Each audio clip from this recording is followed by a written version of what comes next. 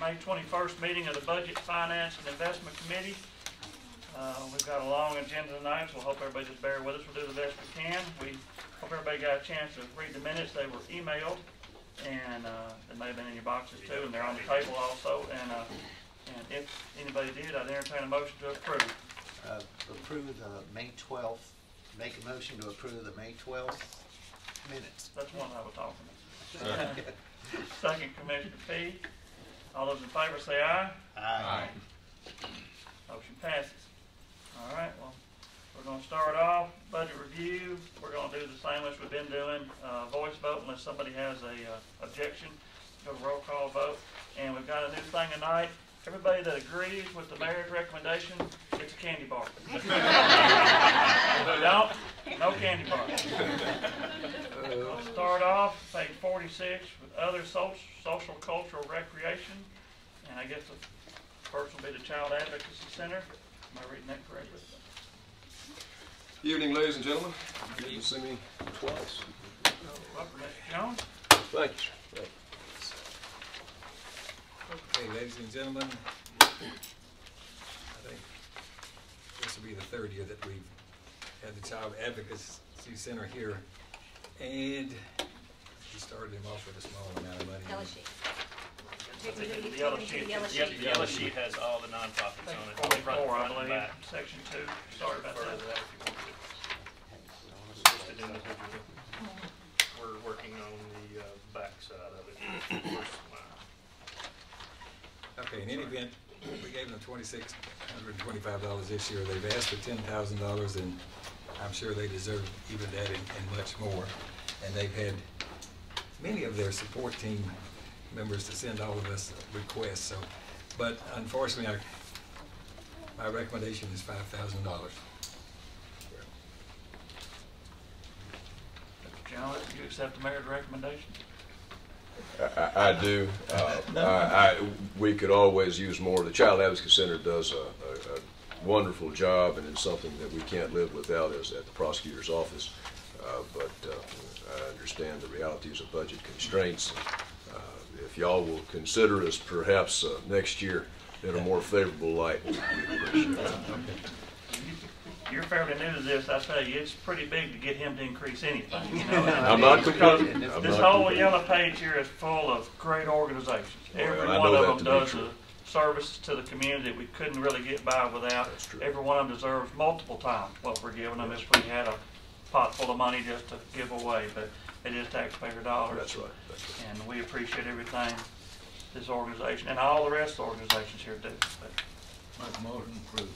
thank you, Commissioner Jernigan. Second. Mr. Kaplan, any further discussion? All those in favor say aye. Aye. Motion passes. Thank you very much. Does that mean I get a candy bar? You and the lady, young lady. Ladies and gentlemen, thank y'all very much. Y'all have a good night. Domestic Violence Program. If you would, state your name for the record, if you don't mind. Deborah Johnson, Executive Director of the Domestic Violence Program. Well, All right. You will remember that we've amended the amount of money that we've given this organization through the course of this particular year. So the $60,660 is what the amount would have been had we funded for the whole year. So they only got a partial year this year on. We staffed an additional person with them full time. And at the same time, you remember we also increased one of our part-time people in our domestic violence department to full time. This program, the fees and fines that we get from domestic violence through the court system fully fund our department, and also they allowed us to fully fund this position. So we're recommending keeping the amount of money the same as we currently have in place now for the full 1 year, you might say, going forward, $60,660. ma'am, do you accept the mayor's recommendation? I certainly do. I just want to make a real quick comment. One thing that our agency is doing that you would not know about is we're trying to decide whether we're going to try to provide some additional services for trafficking victims as they come through the corridor from the New York-Nashville corridor into our community. And apparently that's a much larger number than probably any of us really realize. And so we may be putting some of that information, not necessarily to raise the funds, but just to a little bit different services as we work with some of those folks. So if you hear Last Call for Grace is the agency that's doing a lot of that work, and we're going to try to take a little bit of the sheltering piece from them when it comes to that group of folks. Thank you very much. Motion to approve the request. Thank you, Mr. Schaefer. Second. Mr. Baum. Any further discussion? All those in favor say aye. Aye. Motion passes. Thank you very much.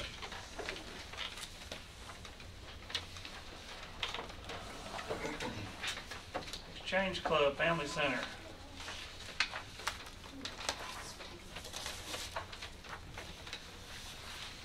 I'm Dawn Eaton, I'm the CEO of the Family Center. Ma'am, welcome, Ms. Eden. Okay, they have requested the same amount of money again this year, $23,100. That's our recommendation. I think she wants to give you just a little bit of a heads up on what they're doing. They're very, very engaged in helping parents change attitudes and philosophies, and which helps their whole family and their children especially. So Ms. Eaton, he may want to ask you first, do you accept this recommendation? I don't know. Do you accept this recommendation? Yes. Help Thank yourself to a you. candy bar. Snickers is my favorite, thank you. I just wanted to say thank you for your investment in us. We appreciate it. We've had a long history together and we appreciate it. But I mainly just wanted you to have a copy to show you some of the things that we've done this year, the number of people that we've served. As you can see, over 445 people last year. We've had an increase every year. The bar chart to the right of that from 2011 to 2014. So we're making, I think, good use of your investment. And I think most importantly is in the bottom right corner, we have implemented a new tool to be able to track outcomes. And we've been doing it for a little over a year now. And so the progress is significant. 69% of all parents that are coming, or of all high-risk parents that come into our program, we're able to reduce to a low or medium risk of committing child abuse to their child. So we're real proud of that statistic, and we wanted you to know about it. Thank you. Did everybody get a copy? I've got more if you need. Make a motion for. Thank you, Commissioner Jernigan. Second. Mr. Fee. Any further discussion? All those in favor say aye. Aye. Opposed? Motion passes. Thank you, Ms. Eden, and Thank thank you. you for all the Thank you. work We your appreciate it. organization does in the community. Laverne Senior Citizens.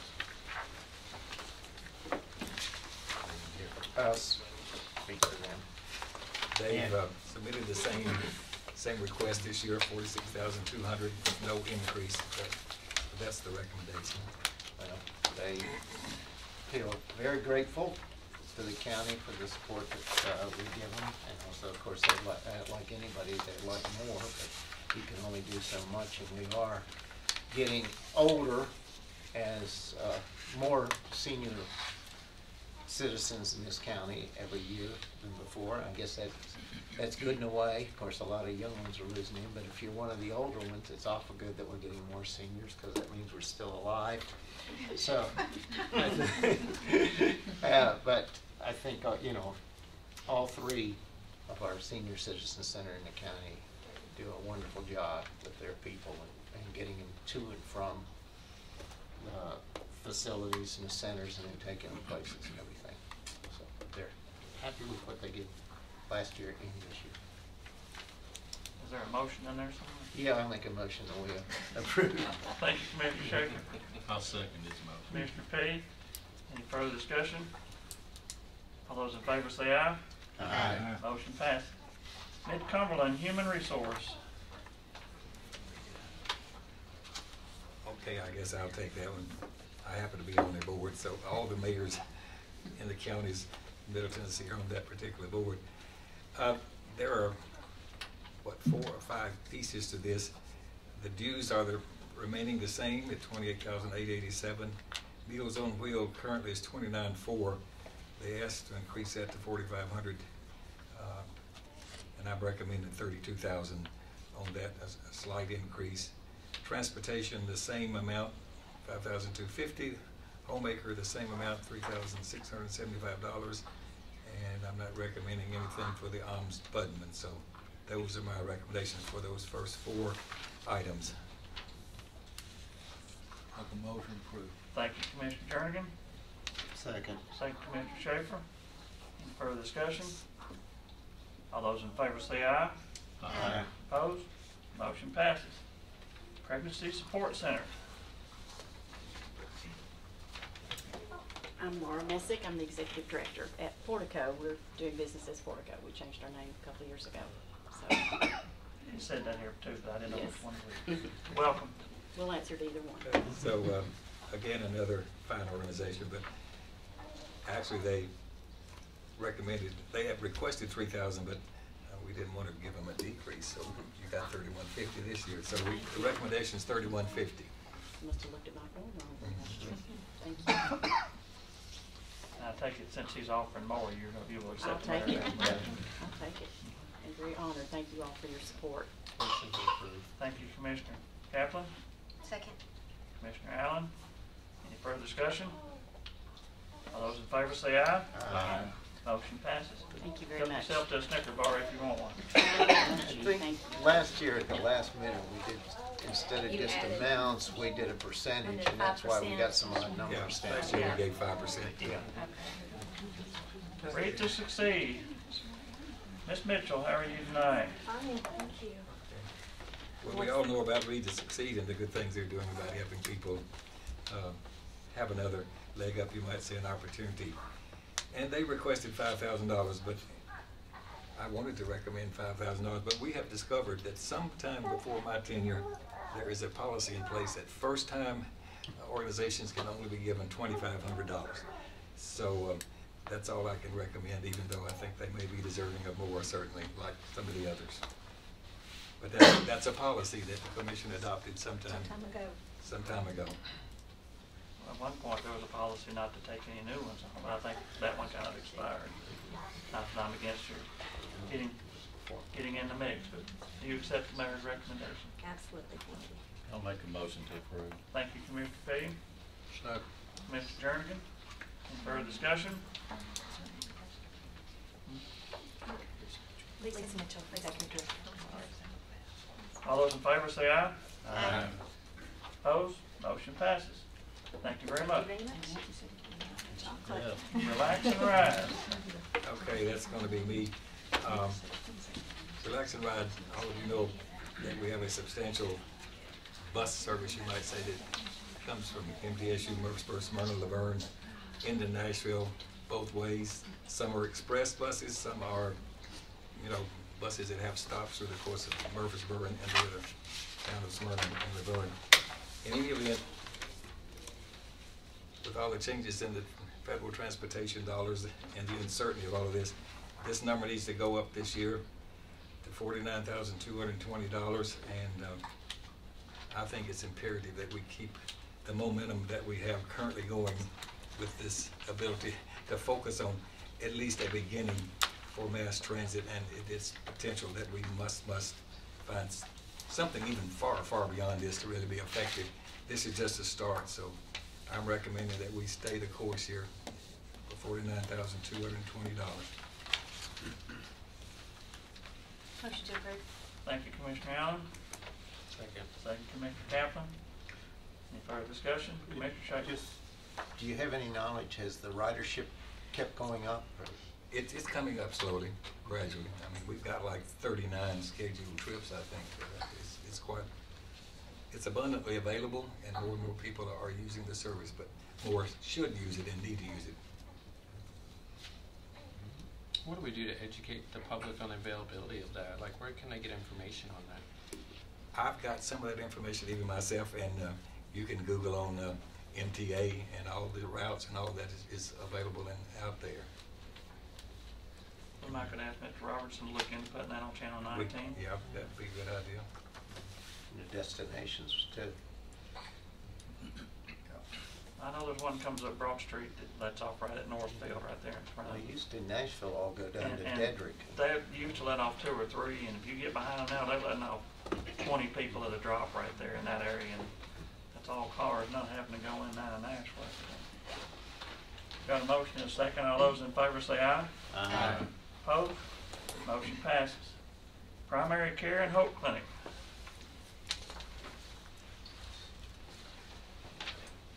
welcome. Sure. Come in, have a seat, state your name for the record, please. Sean Gilliland, Chief Information Officer. Okay, and we've supported them a while, and they do a really remarkable work. And they received 52,500, and that's what they've requested again, and that's the recommendation. Mr. Gilliland, do you feel comfortable with the mayor's recommendation? We certainly appreciate the help. We've tried to return the investment that the community's made in us over the years. We've had 15% or better growth in patients served every year for the last 5 years. And added pharmacy, added the site in Smyrna, added behavioral health. We keep trying to expand not only the ability to see more people, but the services that we provide to them. We appreciate your support. Well, we appreciate everything your organization does. Entertain a motion. Make a motion to approve. Thank you, Commissioner Jernigan. Second. Commissioner Bond. All those in favor say aye.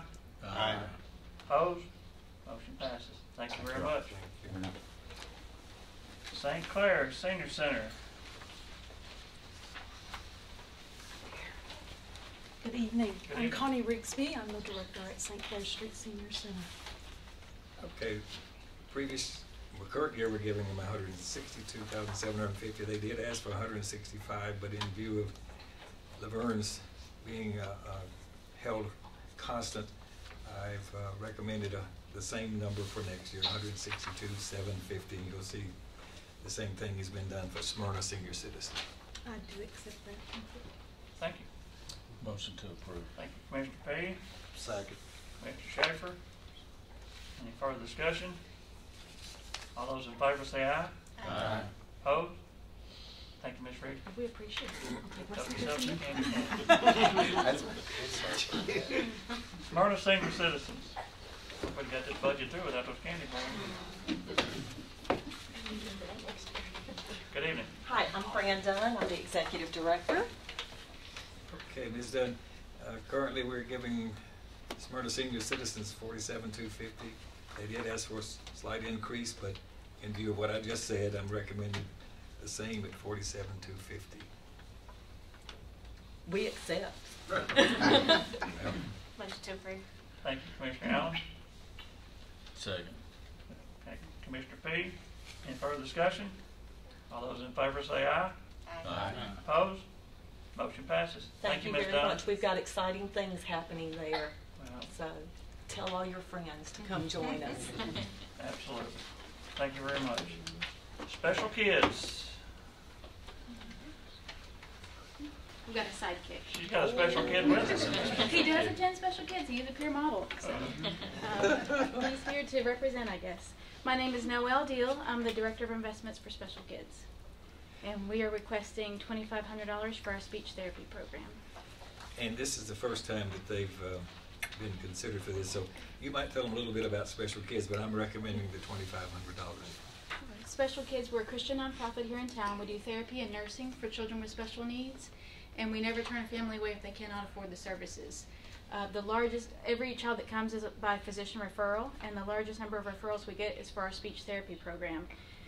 Every time we see a child that's on TennCare, we have a deficit of about $80. And so you can imagine every single time a child is coming in multiple times a week, that really adds up. And so this $2,500 will help offset that deficit that we're experiencing. I don't know about the rest of you, but I cannot vote no with a woman holding the vote. You did a good job. Can I speak to this also? I'd like to represent this, as Commissioner Schaefer did just a moment ago. My son grew up there, pretty much learned to walk while he was at Special Kids and went to speech therapy there. So we are very blessed by their being there. Make a motion to approve the request. Thank you, Commissioner Schaefer. Second. Commissioner Kaplan. All those in favor say aye. Aye. Opposed? Motion passes. Thank you all very Thank you, much. Ms. Dunn. Help yourself to a candy bar if you want. I'm Yeah, you may need another hand. Yeah. Kamari House, if I'm saying that correctly. Okay,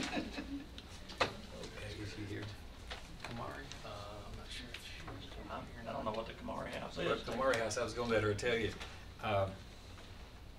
And I can't think of the lady's name right now without going to the bottom of this stack. But this group, they there are certain children that have parents that are in difficult situations, maybe difficult divorces, some sort of court processes. They are the ones that help facilitate visitation between parents that can't be in the same room together at the same time. They arrange for the child to see mother, father, etc. in a safe environment. So this is, and the court orders this kind of facilitation of parenting, you might say. So this is what they do, and the lady that did this, Tanya Hobbs is the. Tanya Hobbs has been the person, and we've known her from what other organization? She was with one of our other She was friends. at the Family Center. Was she with the Family Center at one point? That's right. So that's what it's about. I think it's a very worthy cause, and they're facilitating this. Again, it's all about some of the same things the Family Center is doing, trying to help the process between children and parents. And these are children in very, very difficult circumstances in their lives. Motion to approve. Thank you, Commissioner Allen. Second. Second, Commissioner Jernigan. All those in favor say aye. Aye. Opposed? Motion passes. Transit Alliance. I see a familiar face coming up here. I've been in your situation, and I certainly appreciate you having to sit through these. And Tommy Bragg, with the chair of the Transit Alliance in Middle Tennessee. And he can tell us a little bit about Transit. Transit Alliance is a substantial ally in what's trying to happen and what must happen in some of your younger people's lifetimes with respect to what we must get accomplished with mass transit, et cetera. So this is an organization that's really comprised of many of our people in our business community, our companies and organizations that are out there trying to help us send the message to our state legislatures, representatives and others about the importance of all of this and helping us craft some legislation that's going to help at some point put a foundation down that will really make us, help us make some real progress in this area. So they are a very supportive team member of everything that's happening with the RTA, with the MPO, with just transit. So this is what this is all about, and I think they're very, very deserving. We're at a critical point in this decision-making process. If we don't keep the focus on, we may never have any substantial improvement really in what we're having here for the needs of our people to really have much, much better opportunities to travel to and fro in Middle Tennessee. Well, many of you know, and I don't want to interrupt you, and I am so pleased and honored that you're speaking for us, but many of you know that if you get on the highway in any direction, there's traffic. If you sit on Broad Street and Thompson Lane at 7:30 in the morning, you'll see the train coming in after everybody else has left. And what we're trying to do is take that load off of county commissioners and get people focused on dedicated funding, whether it's a wheel tax, whether it is a gas tax, or something that gives us transit options for the 1 million people who are supposed to move here in the next 20 years. And we're trying, just like when we built our good road system, to try to have a good and well taken care of transit system, so we have other options, air quality. Older people can get back and forth without having to drive. It's really, from an economic investment, it will get employers and employees together without employees saying, I can't go there to work because I can't get there in time to go to work. So we're a nonprofit. We're trying to at least focus everybody on dedicated funding and the benefits of transit in the next 20 years. So that's what we're working toward. Are you focusing mainly on buses, or what's the main Well, it's focus? only going to be buses initially. They're the least expensive, they're the most accessible, the most easily to get around. We cannot build any more lane miles for the amounts of money that we could put buses together. And if we could get dedicated funding, we could use that as matching funds with the federal government to really get us the transit system we're going to deserve in the next 10 to 20 years. I know it's really something it's hard to say that we needed Thompson Lane when I was in high school, but now we need Thompson Lane 5 lanes. It's hard to say we needed Salem High School when I was in college, Salem Road, but now we need Salem Road all the way out to the county line. And that's what we're trying to focus on, is instead of lane miles, is having transit options and solutions where our people can get to work, where our older people can get to cultural events, where we don't have to depend so much on cars, and we get the benefit of air quality too. So those are the kind of things that we're working on. And I appreciate your recommendation, and this man, when he goes out and represents this commission, does a tremendous job. So if a little bit of him rubs off on all of us, we're fortunate in Rutherford County. I'll make a motion to approve the recommendation. Thank you, Commissioner Petty. Second. Commissioner Allen, Lucy beat you out there. Hey, Will, what was the amount? 2,500. Any further discussion? All those in favor say aye. Aye. Opposed? Thank you. Want to say Mayor Bragg? Thank you, Commissioner. You're fine. I was going to roll out my grandchildren's pictures, but I decided not to do that. Thank you very much. Thank you all. That brings our total to $529,642 for that function. I don't think you need might as well do another, bless the account. You've done it individually. You want to back? You I'll want a just do motion? it. Huh? Yeah, let's do it. She wants a motion to approve everything we just approved. $529,642 for 56,900,316. That's what we've done so far this meeting. Thank you, Commissioner Jernigan. Second. Commissioner Allen. All those in favor say aye. Aye. Opposed? Motion passes. Elderly and Disabled Service Program, that'll be on page 45. We're off the yellow sheet. Do we have anybody here representing that? It's on the other side of the yellow sheet, right?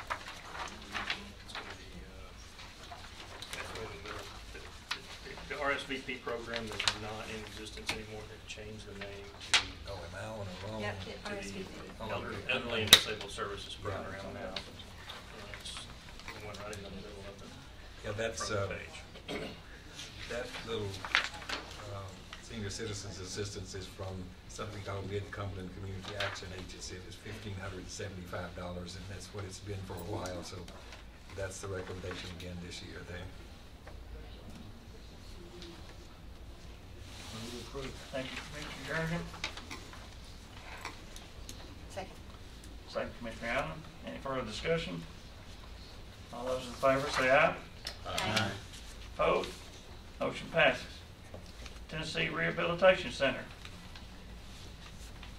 Are they with us?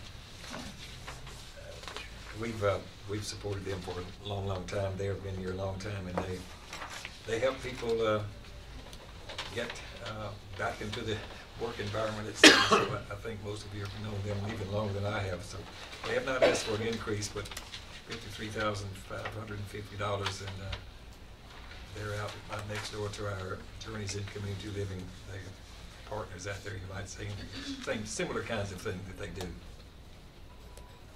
Do we intend to give them a $50 increase, or? That's what we gave them in the current year. And somehow, yeah, we just given them the same thing they got in the current year.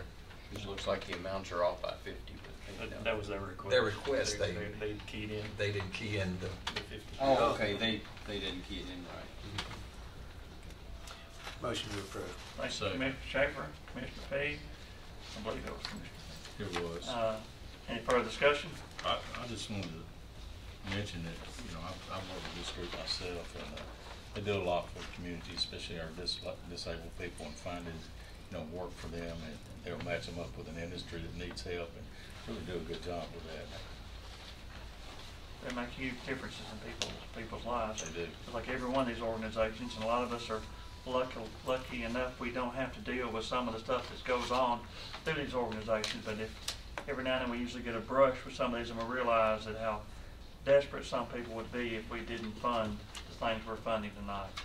One thing else while we're talking about this, a lot of people come to me and say, well, I would give these folks that money, but what they don't realize is, okay, let's just say we cut all that. What's going to happen is those services are still going to be needed. They're going to end up at the hospitals and other facilities that we have to pay for. We're going to pay for it. So, you know, it's not like we're just going out of our way to be benevolent. We're actually helping ourselves by doing this. Although I agree, these folks need support. All those in favor say aye. Aye. Opposed? Motion passes. Journeys in Community Living. Welcome. Good evening. My name is Jim Robertson. I'm the Financial Service Director for Journeys in Community Living. Okay, and this is another one of our friends that we've been supporting for a long, long time. We're giving them $33,600. They're asking for $40,000, and my recommendation is to increase that to $36,000. So we've got over 100 individuals that we have been helping as the former Rutherford County Adult Activity Center. And having been there 90 days now, I'm realizing the tough challenges that we have, realizing that the rates that the state has given us have not increased in almost 10 years. So we are greatly we're very appreciative of everything that you do for us. So we just want to extend a great thanks for you. Now, our lady Betty is not retired, has she? She hasn't left yet, so she's looking towards that direction later. She's been there many, many years. Well, many years, well over 30. So we're going to be missing. Well, they do a great job with, you know, some young adults that have physical and mental challenges, but they do a really super job there, getting them engaged and doing something productive. Yes, sir. Yes, sir. It's important to realize these individuals' contribution to Rutherford County, to our community, and just to help them live fulfilled lives. Motion to approve. Thank you, Commissioner Allen. Second. Mr. Kaplan. Any further discussion? All those in favor say aye. Aye. Opposed? Motion passes. Thank you, Mr. Roberts. And they also, Journeys, puts out a pretty good newsletter for us to get updated on too. Send it out. So thank you. Thank you very much. And the former chairman of this committee is on their board now, I believe, Ms. Ely. Ms. Ely? Yeah. Infamous Joyce Ely. Miss Ely, especially right now. Linebaugh Library. Good evening.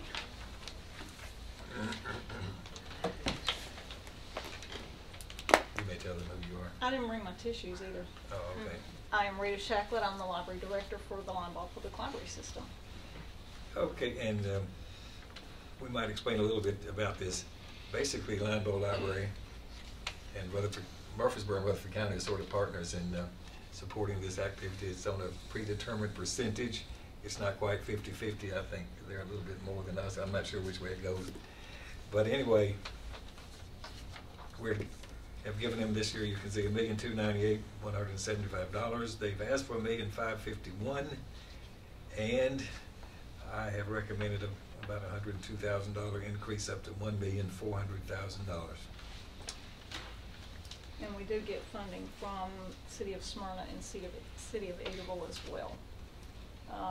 One of the projects that and one of the reasons we've asked for more of an increase, we're working on a community technology center that is bookless. It is a standalone. It will hopefully be in the Hobgood area where there is a high demographic, low income, but will service all ages from preschool and elementary to adults for computers, meeting spaces, things like that, for small businesses, students. So we're really excited about that. We're hoping to have it up and running within another year. We were hoping for December, but I don't think that's going to happen. But we're currently working with the City of Murfreesboro to procure some property in the Hobgood area right now. So some of this increase was to help get moving on that project. You accept the mayor's recommendation? Yes. Thank you. Motion to approve. Thank you, Commissioner Petty. Second. Mr. Schaefer. I just want to acknowledge I'm on the Linebaugh Foundation Board, and so that's disclosing that. And I guess my second comment is I know a little bit about this technology center, and when it gets a little bit further along, we might want to come back and to talk about it a little bit more and possible sources of funding. I think that would be appropriate. Absolutely. All those in favor say aye. Aye. Opposed? Motion passes. Thank you. Ms. Shackett. And come and see Feel us. free to take a candy bar if you want. I'll leave it for the next one. She's got willpower. Hmm? I said she's got willpower. Now we'll go to tourism, and we'll start with the Chamber of Commerce. Pitch for the tour. How is everybody tonight? Fine.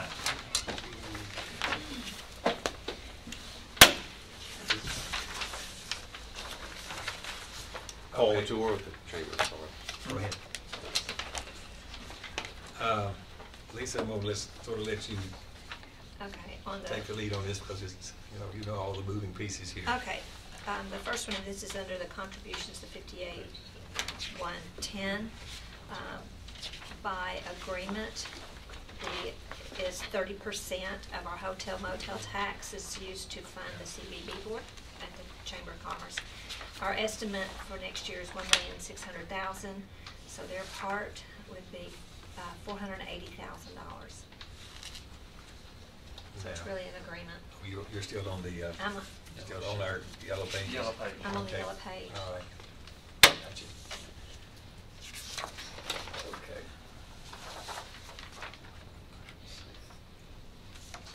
Now that's, All right, so there are several pieces here. Are you going to go through all of those pieces, all 5 of those at one time, or? I can, but I didn't know if the rest of the folks were here. Okay, so he's the only one in this group of contributions there, right? So Right. does he have other pieces that He we does, that we could address? while like he's here. Destination Rutherford? Yeah, because and- really, the Chamber of Commerce, this number is just, it's already agreed through a resolution of the body. The other thing, since he's here, is Destination Rutherford. It's on page 49.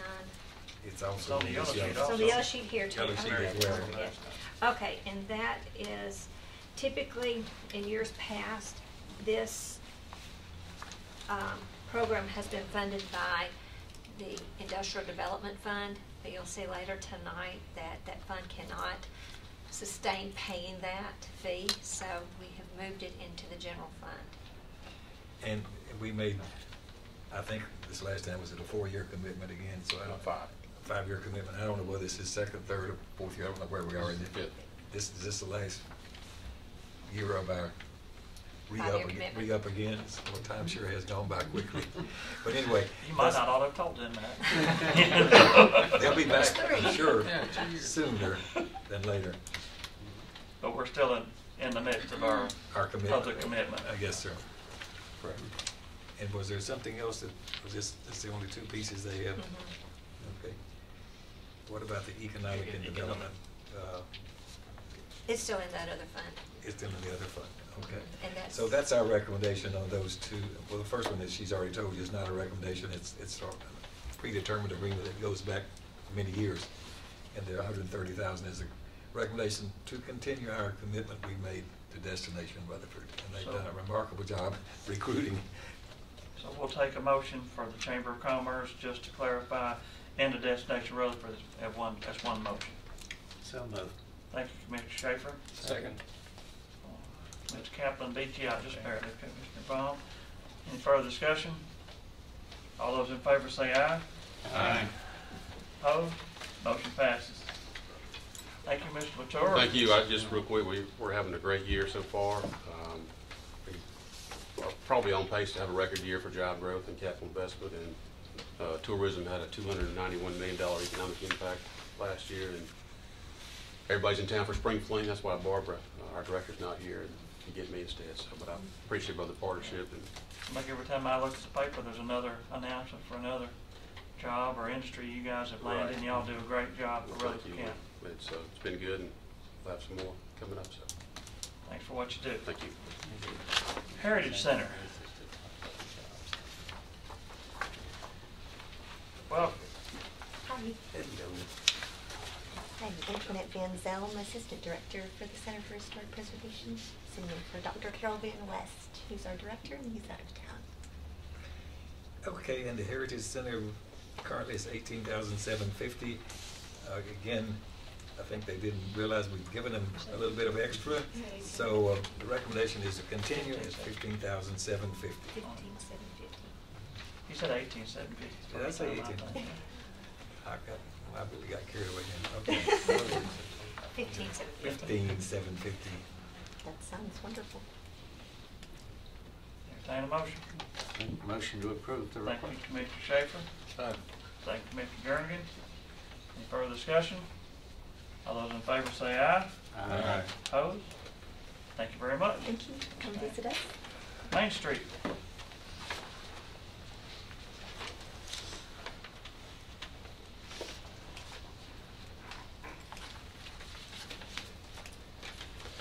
Hi, I'm Kathleen Herzog, Director of Main Street. Welcome. Thank you. Okay, so this would be, I think, probably maybe the third year for Main Street. Well, I'm sorry, no, not the third. Many, I was already on Oakland's. All right, $26,250 is our current contribution. That's what they've requested, and I'm recommending that we continue with that. And all of you know all the wonderful things that are happening up here on Main Street as far as farmers market and all these concerts and things. It's pretty astounding how many people are attending those, and it's just really, really a good feeling, a good community effort. So that's my recommendation. Ms. Herzog, are you okay with the mayor's I'm recommendation? fine with it, and I appreciate it so much. Thank you. Motion to approve. Thank you, Commissioner Petty. Second. Commissioner Allen. All those in favor say aye. Aye. Opposed? Motion passes. Thank you very much. Thank you. Now, give us some dates. When is the farmer's Oh, market? yeah, that's all anybody wants to know. Yeah. It's always the first Saturday of June. This year it's June the 6th. This will be our 6th season. And the first Friday night concert is June the 5th, the night before. And we'll have a concert the first Friday night of July, August, September. And then I'd love to invite all of you to our fundraiser. All of these are promotions to promote our beautiful historic downtown that we do with the help of the local governments and corporate funding. But our fundraiser is June the 27th, and it's at Farmington. Beautiful home. We'd love for you to come. You'll see more about that. We'd love to invite you to that. Well, for anybody out there that hasn't been to the Friday night concert, there's only 4 of them a year. It's great. Thank We try you. and go to all of them, my wife and I, and it's just like going back in time almost, like an old hometown fun, and it's good atmosphere and it's wonderful things. So, And one other comment. They have this Jazz Fest. They've already had it. And they've now included all these high school jazz bands and some even middle school bands. It's pretty remarkable the talent that these high schools are bringing. I mean, it's really fun, and it's bringing a lot of different people to downtown Murfreesboro just to participate and watch their kids and grandkids participate. And I'd like to tell you that our Jazz Fest was voted for the 2nd year in a row as one of the top 20 events in the Southeast. That's 12 states by the Southeast Tourism Society. And is Paul still here? He's gone. But the chamber nominated us last year, and we won. We were named, and this event was named again this year. It was fabulous this year. Perfect weather. Thank you so much. Thank you, Mayor Burgess. thank you. Oakland Association. Take the shortcut.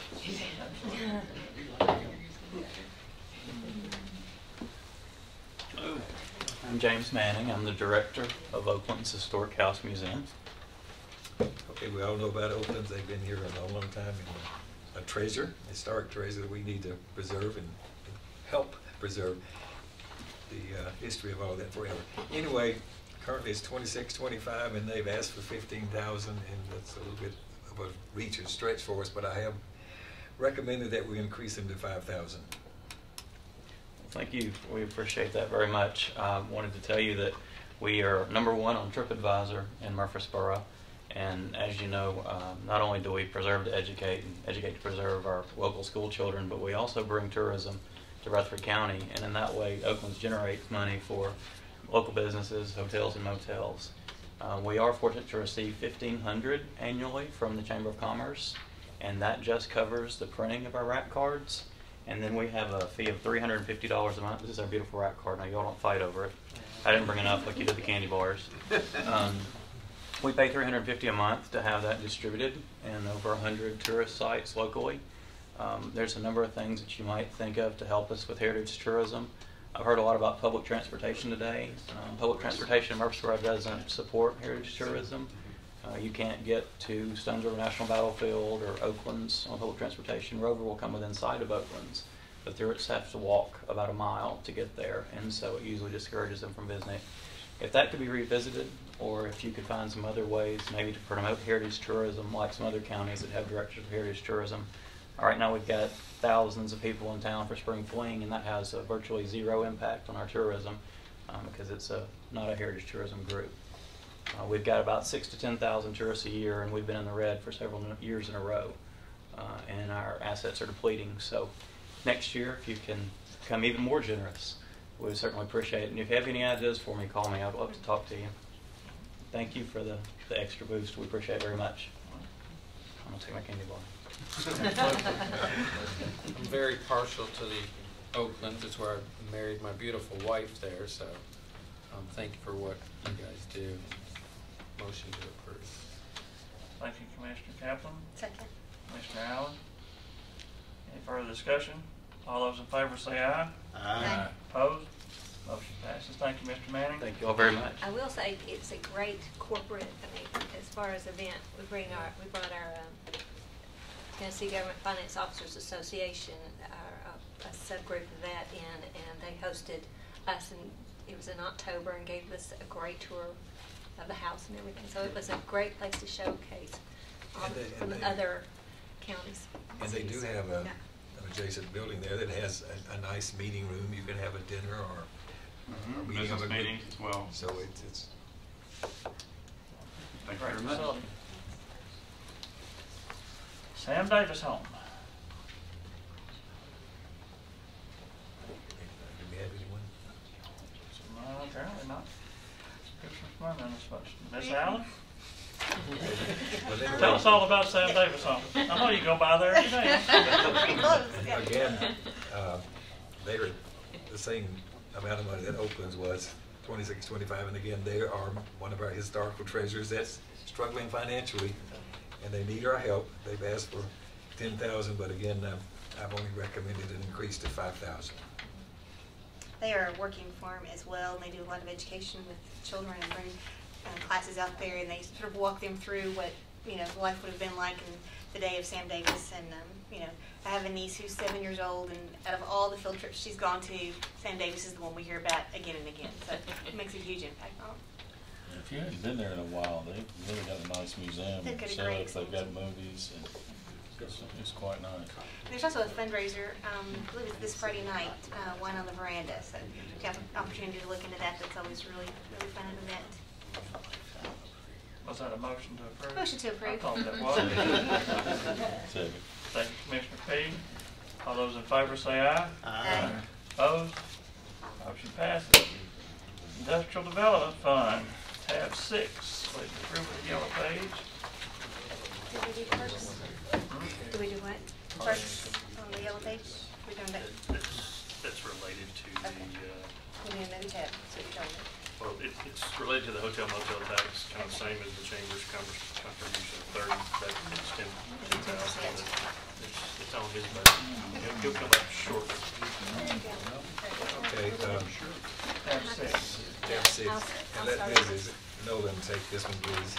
Okay, this fund is where we were taking care of the revenue that we received from notes.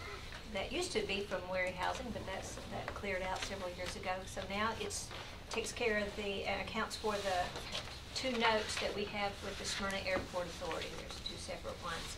So this accounts for the revenue coming in and the payment going out. As you can see that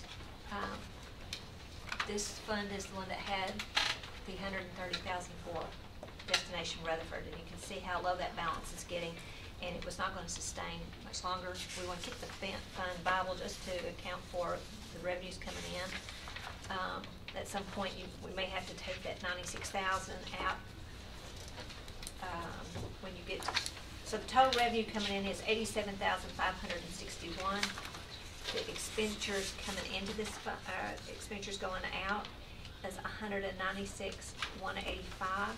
I'm on, if y'all are with me, I'm past that page. The second page is the revenue coming in, the interest off the notes, $87,561. Go to the next page. The line 316 is contributions, and that's what we paid for the regional, oh, I never can remember, it's Regional Economic Development Council, right? And that, we pay that every year. That's by statute that had to be established, that board.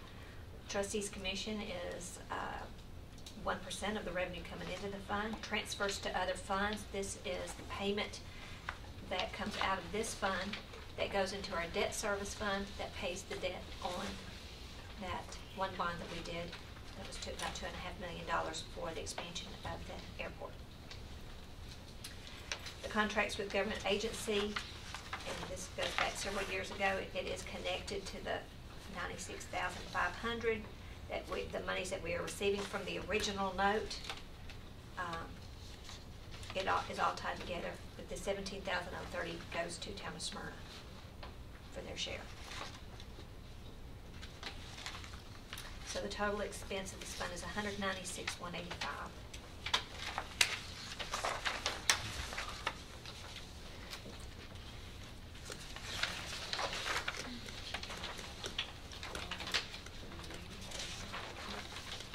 All the wishes of the committee. We need a motion for the 196, 185, so moved. Thank you, Commissioner Payne. Sir. Commissioner Jernigan. Further discussion, Commissioner Schaefer. Yeah. So where's the other 107,000 or whatever from the 87 coming into the 196, the other 100? Where are we getting that money from? When you look down on that front page, it's kind of how it's this accounting and this governmental stuff. Part of the payments that we're going to receive from the note includes a principal payment. So that really doesn't reflect through the revenue, but it will reflect through the fund balance. So that's that's where you get the additional funding. Okay, so it's getting depleted. It is getting depleted, yes. Any further discussion? All those in favor say aye. Aye. Opposed? Motion passes. Economic Development Council. It's really part of this. That's what that was at 96,000. That's the same, we covered both of those, and we'll move on to solid waste. Mr. Noel, tabs 3 and 4, it says.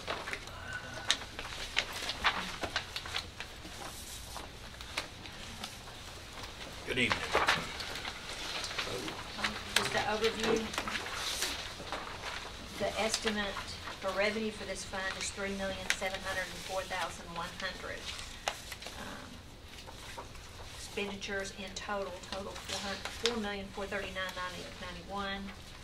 The salary study initially $41,382 would show a deficit of $777,273. If you wanted to balance revenues to expenses, this fund would need a little more than a penny and a quarter.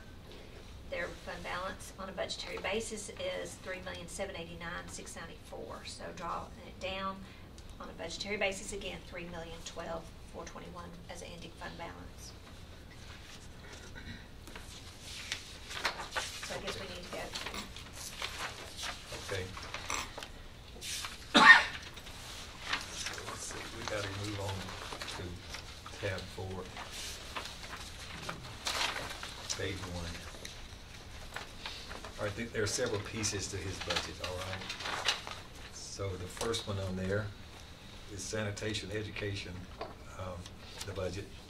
And basically, contained therein, the first line item there, laborers, that's our litter driver, I believe, on one of our litter crew processes. Part-time personnel, where are they, Mr. Nolan? That's a litter crew driver, a part-time litter crew driver. Part-time, We've got okay, one so- full-time, one part-time, so effectively we run a litter crew 8 days a week. And then other salaries and wages, 189, that's the same person we've had. That's Ms. Kiesling, who is our education coordinator, you might say, for recycling and those processes, and she goes into our schools, etc. You can see that budget is really the same. It's a slight increase from 151,000 to 154,000. And this particular budget is supported by, I believe, a grant of $95,000. $95,100, and the way we have to go for the grant, which I'll approve for us to apply for that, and we should get it because we get it every year. But if we spend the money in the right line items, we should collect every penny of it, because we're more than spend what they give us. So that's the recommendation on this piece. We need to do these individually, I suppose, right? So the sanitation education piece of the budget, $154,196.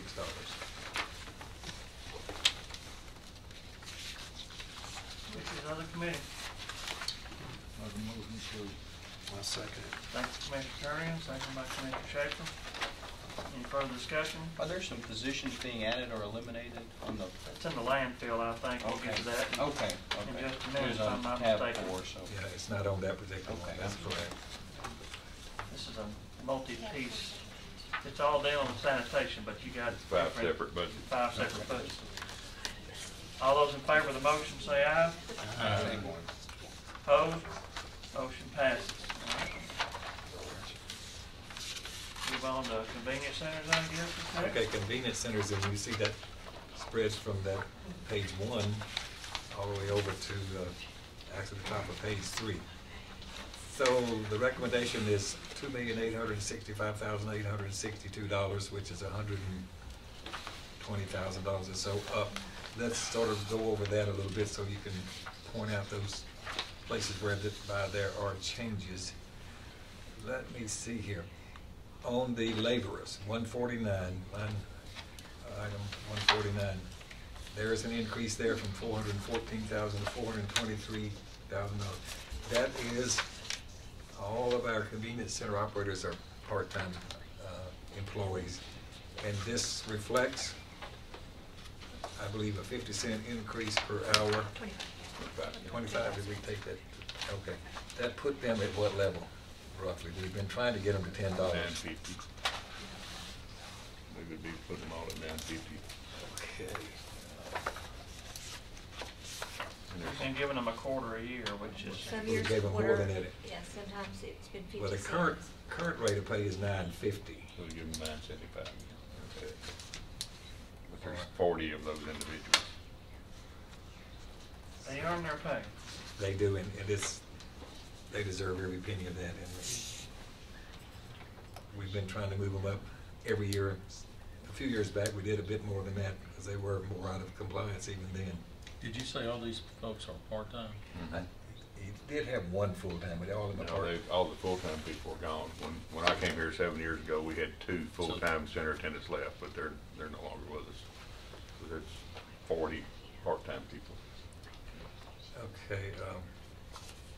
As you look down through the rest of that, they're just nominal changes. Let's see if there's anything else of significant. The big change would be line 302 is advertising. Okay. Yeah, 302 from 5,000 to 20,000. We've got a program going on you might want to tell them about. It's called Operation Recycle Rutherford, I believe. We're making an extreme effort to really create, and you're going to see that in some part-time interns we're using to help us craft a message to improve our recycling rates. This is what this is all about. And so you're going to wrap some trucks with some information, that communicate this effort, this initiative we're trying to do to really try to gain some real momentum in improving our people's awareness of what needs to be done. These interns have been working as if they were a public relations and advertising campaign company.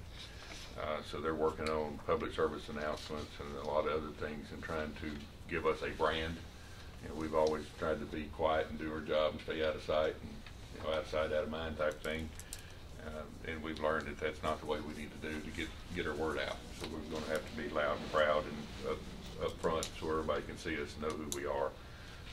Another thing that we're going to try to do is really publicize our rules and regulations to where everybody should know the rights and the wrongs and the wins and the wherefores and all that kind of stuff. So it's going to be several years of this, trying to get everybody prepared for, you know, the change in what we're going to have to do with our trash in years to come. Okay, what do we have at each individual center that says, that advertise, you said you're gonna put it on your truck so as you drive around, but more people see something at the center and we don't have anything at the entrances to them. We have the signs, we just picked them up not too long ago. We haven't put them up yet, but we're going to change all of them. They'll no longer say convenience centers, they'll say recycle center. And where that great big 4x8 sign had all those words, it'd take you 5 minutes to sit there and read. This sign says recycle center, open, closed, and hours that goes with it, and that's all it says. And it also has a recycled, or our emblem, our branding emblem on it. And so we're going to start using that on everything, and hopefully it'll be like the triangle that you see for recycling. Once you see that emblem, you'll know what that is. That's our intent. We're probably going to do some more signs. The downside to signs is people don't read them. But we're looking at, we have 14 centers, so we may do 3 or 4 signs, and then once a quarter rotate those signs to where once you see it and read it 2 or 3 times, you're not going to read it anymore. So we'll put up something different. Hopefully that'll catch your eye and get you to read that. I would be interested in how much more it would cost us to put those people to $10. Another quarter. Well, we got that right here. We did the spreadsheet for it. I just had that out. Not many places people make, but no benefits or anything, like less than $10, and these people are responsible people. They've got the keys to the facility. They're, you know, they're managing the facility, And they really take a lot of it. I can't make a motion as the chairperson, but in my opinion, I would like to see them at $10. The rest of you may disagree with me. Is this a current? Let's see what it's gonna cost us, Will. 40 times a quarter per hour. Okay, 423 is the quarter, and then to take it up another quarter, you take $10,000 more dollars. Plus benefits. Plus benefits. Well, there ain't many benefits. There's Well, Medicare and yeah, Social yeah. Security, right? That's the benefit. That's what I meant. Well, I'll make that motion. I'll second. Motion to approve this budget as presented with with Well, I that got number. some more questions though. No, I'll make the okay, so that would motion take- that we add an amendment to this, that Okay, we well, add. I was thinking we could another just quarter. make a motion at one time when we do the budget. Okay, let me finish the rest of it, then you can add $23,000, $10,000 plus benefits. And you might have a few other questions. I mean, Mr. Nolan had requested $130,000 on vehicle maintenance. I changed that to 100. No, he changed his back to 100. That was his initial recommendation. So that's What's 321? We have had some plans to maybe move the location of the Rockville Convenience Center across the road. That's still under discussion. No, I know what this is. Yeah, I mean, this one you put in, when we took the 1,000,005 out. We buy that corner? Not necessarily. The county bought it several years ago, and it's literally right across the street. It's 1.6 acres, Oh. 8 acres. Yeah, we have the property. We just may or may not be able to do that this coming fiscal year, so, but that's in there in the event that we do. We've already done there's a wet conveyance behind it, so we had the study done to see if it's considered a stream or just a stormwater event thing, if that's what it is. And we've already got the site plan drawn up. The next step would be to go to the TDEC, because you gotta get a permit to do that. And we've not, right now we've stopped. We spent roughly $6,000 so far, but it's not wasted dollars. What do we do with the old site? The volunteer fire department shares that small area with us. So if we moved across the street, then they would have the rest of that property to do whatever they need to do if they need more property. It's not big. No. It's tiny. They need to. So that's there. We may not spend that money this year, but there is some possibility that later we might reconsider and move that forward. Going down through the rest of this, let's see.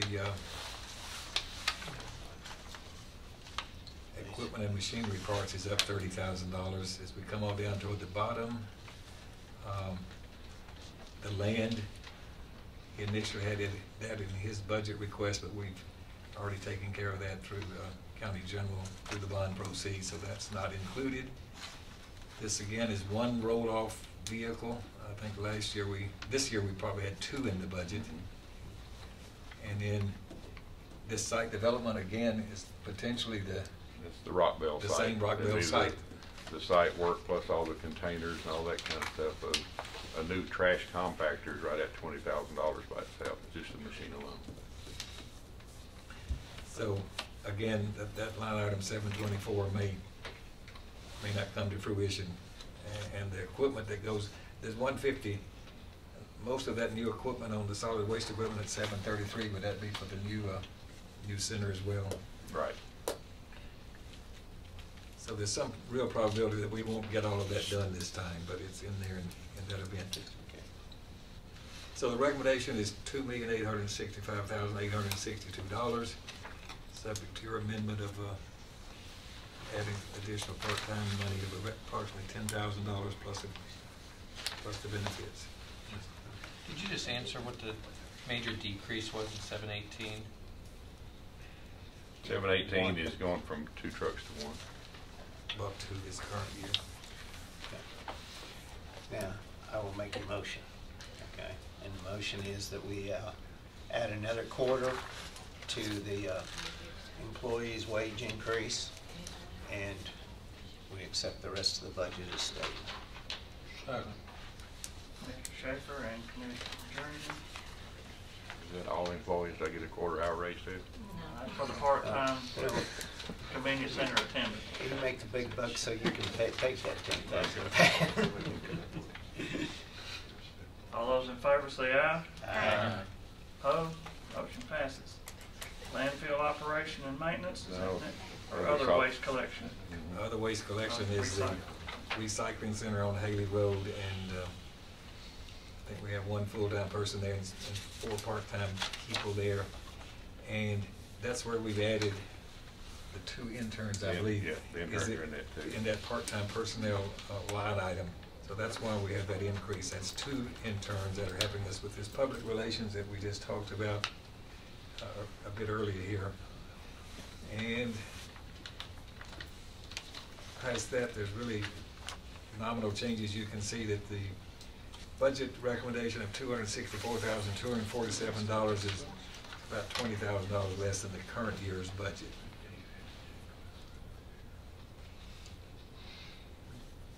While we're talking about the recycling center, I've got a grievance I'll voice right now. Okay. I saw the email that came out today, and you had told me a few days ago about starting to charge for the TVs and the monitors. That's correct. Now, I understand it's going to cost the county money, but in my opinion, and I've told you this, and I'm going to say it publicly, Okay. if you start charging several dollars to take a TV, they're going up on the side of the road, they're going up in every dead-end street. I've got a rural commissioner, I've got rural areas, and there's all kind of places over the years we've fought people dumping. And if somebody's got to give $10 to get rid of their TV set, they're going to take it out in the county and they're going to throw it out. You'll have a few people that do that, but by and large, most of the people will do the right thing. Wait and watch. Okay. I've lived out in that area my entire life, and I know what's going to happen, but we'll have this discussion again in 6 months, and I'll be saying, I told you so, I Okay. believe, but I hope I'm wrong, but I disagree with that. There are things that we do that just cost us money. It's service to the county, you know, and to be able to take those TVs, electronic devices, keep them out of the ditches, the streams, the creeks, the sinkholes, the whatever. I think we're going to be covering that ourselves, but that's my soapbox. I'm done. Go I ahead. believe you're right. 'Cause I know when I worked at the highway department, we'd see a lot of that. You'll see a whole lot more when he does it. Anything chemicals are anyways. Let me respond to that, please. Absolutely. Solid Waste Department is one of those departments that most people think is everything free. Well, you see here that the Solid Waste Fund is a little over $4 million. It's definitely not free. But everybody has that assumption. When the landfill closes, we no longer have free disposal, it's going to go way up. We're going to have to start taking those little small steps now to get everybody used to that. The electronics collection is the first thing. The next step, that if I had my way, we would start charging at the convenience centers just to cover the trucking cost. That $2 million budget, that's all it would be, just to get people used to paying. And then as costs increase, that cost would increase. When disposal increases, then it goes along with it. And you also got, you know, some revenue at the landfills that we give away. So you talk about trying to raise revenues. We've got the opportunities to raise them. We just have to have the intestinal fortitude to go for it. What are the new fees you're implementing? The new fees that will start Tuesday. At the it cost us 24 cents a pound to get rid of a television or a monitor. So we rounded that up to 25 to make it easier for the center attendants. We've got scales down there. So the rate is a sliding rate, and it's $5 per 20 pounds. So if you bring in something 0 to 20 pounds, it's $5. 21 to 40, it's 10. Right on up the line. And we've collected quite a bit of money down there so far anyway. So we've already been charging businesses and other governments and that type stuff. If Commissioner P comes in every day with 4 or 5 televisions, he's been charged. And so what this is going to help do is we've been trying to take 2 from you. Well, anything that you allow somebody to do for free, they're going to abuse the heck out of that system, and it causes a lot of problems for those convenience center attendants down there trying to argue with them. So we're going to take this argument away. How's it collected? The general public or the businesses bring it into to 1140 Haley Road, which used to be the old dog pound. And we've got part-time laborers and a full-time person that will help you unload that. And starting Tuesday, all the monitors and televisions only will get weighed, and they'll be charged for that. Any other electronics doesn't cost us anything, so we're not going to charge anything for that. But this price won't ever even cover our cost. It will cover our disposal cost only. But the line item you can see, 312. That's how much we're paying. 2 years ago, $3,910, and we're up to $107,000 this year through April 30th. Is there cash exchanged in that process, or is it all electronic? No, it's cash. We don't have any electronic measures to take money now, either credit cards or debit cards. It's either cash or check. And the part-time employees are collecting that? Yes. And they write receipts. And a lot of people say, I don't want a receipt. Well, the receipt is our tracking measure of cash. So what's your stopgap for people bringing in those televisions? They're disposed of? Is it weighed between what you take in versus what did we collect? Is there any sort of like monitoring of that? I'm not sure what the question is. If the money that's being brought in, the people that are collecting it, how's that being monitored of what's being brought in, what you guys are collecting? What's the way we've got it set up now, we're taking some free and charging some. There's no way to balance that. So the only way we can balance that now is just from the collections and the receipts. So once we get to the point where we're charging everybody, then you'll be able to balance that equation. Okay. I guess, do you understand what my concern is? And we've been collecting money down there for quite some time. From the businesses. And it's only brought more than 2 in. Right, and it's 23, I had the number last year, not a lot. I'm wanting to say 2,300, but That's I'm about, hoping that a TV would, you said would be about $10? No, it depends on the size of the television. Because a lot of TVs weigh 100 pounds. That's $25. In my opinion, that TV's going to end up in a ditch in a rural area. Well, I'm Or somebody gives $25. confident we're going to be able to monitor that process very carefully, but that's a lot of money being exchanged on a cash basis. You've got a different concern than I got. You're worried about the managing of the money. I'm worried about the TV and the. I'm worried about both of them. Yeah. I mean, rightfully so, with any revenue that's coming into the county.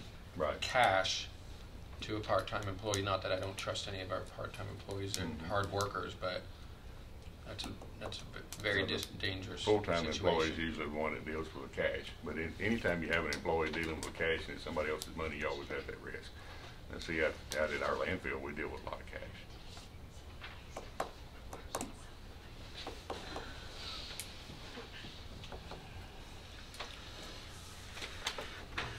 We still need a motion on the recycling budget. I apologize, I had to get on my soapbox there for a minute. Mac, I've already done that to Mac. Yeah. He wasn't surprised. Now, the recycling budget, the recycled numbers that gets reported also includes the numbers from the convenience centers. But all the trucking operation that goes along with that is in the convenience center budget. So if you start looking at the revenue generated from this budget, there's no cost in this budget. It's in another budget. You have to combine the two together to get your true balance. I'll make a motion to approve as presented. Thank you, Commissioner Allen. Second. Thank you, Commissioner Bob. Does this include about the TVs too? That's not even on the table tonight. That was just me venting about that. Change my vote. Okay. I don't think we're voting on the TV thing, but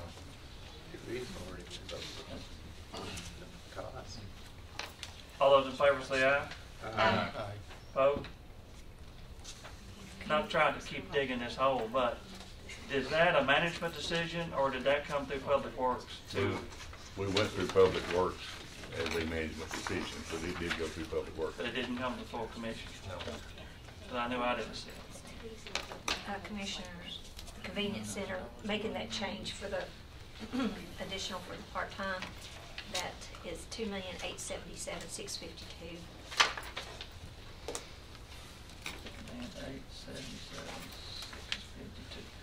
All right, landfill operation and maintenance. Okay. Well, the budget recommendation is $822,081. That's a reduction of $132,000.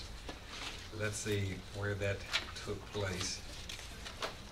Number one, we reduced 2 positions that have been in this budget for a while that we haven't used, so we've taken them out. Line item 149, that 66,760 is now 0. That's most of the change, is it not? We've increased, well, the contract with private agencies is up 20,000 on 312. What is that, Mr. Nolan? That's the laborers were replaced by a private contractor. That's right. And we've been using them now for several years. Right. This tire disposal fee business is really, we don't really have much control over that. We're the conduit to take in tires and dispose of tires, and much of that comes through a grant. No, not anymore. Not anymore? The grant went away. Well, it's been replaced with another Right. process. What happens now is when you go buy a set of new tires, you pay the $1.35 per tire, and it's called a pre-disposal fee. The dealer keeps 10 cents of that, and he sends $1.25 of it to the state Department of Revenue. They keep 25 cents, and then they return $1 back to us.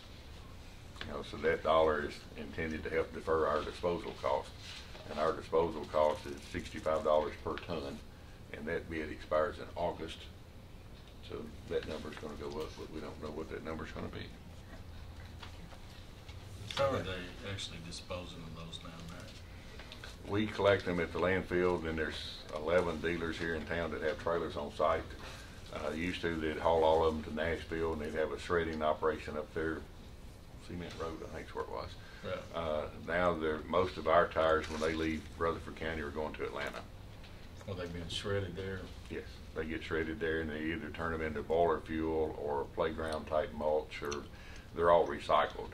Well, I know that some states, you know, they have different landfill requirements, and some of them shred them and actually use them for landfill cover. Mm-hmm. But that's why I was wondering what's happening with ours. The downside to using them for cover is most of the time, like on Middle Point landfill, they have to cover every night. And they're covering every night to keep the animals out of it, and then to keep the wind from blowing the trash away. So when you cover with dirt, you cover that at night, they'll remove that dirt the next day, get the trash to keep from having as much leachate problems. But when you're covering with vinyl cover and you're using, and it rains a lot, those tires are not going to keep any of the rain out, so you just create more leachate.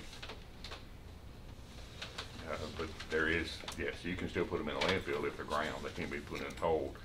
If we chose to put them in. I was looking for, you know, something like we're paving roads with them now. You know, there's been research done on that and different things. I'm just hoping we weren't sticking them in the ground. You know, hopefully we'll find a use for this stuff that we're consuming. There's a company that's trying to get up and running in Cookeville, Tennessee. They're going to start there, and they've already talked to us about our tires as well. They've got contracts already set up in place with Mobil to extract the carbon and make oil. There's some businesses, I know Firestone's one of them, that uses tire for the walkways around their garage areas and stuff like this, and on the sides as you go in. Right. Non-butyl rovers used in firing ranges. and they can actually extract the bullets out and reuse them, so. So, yeah, there's a lot of use. I just hope Right. that they're doing something with them.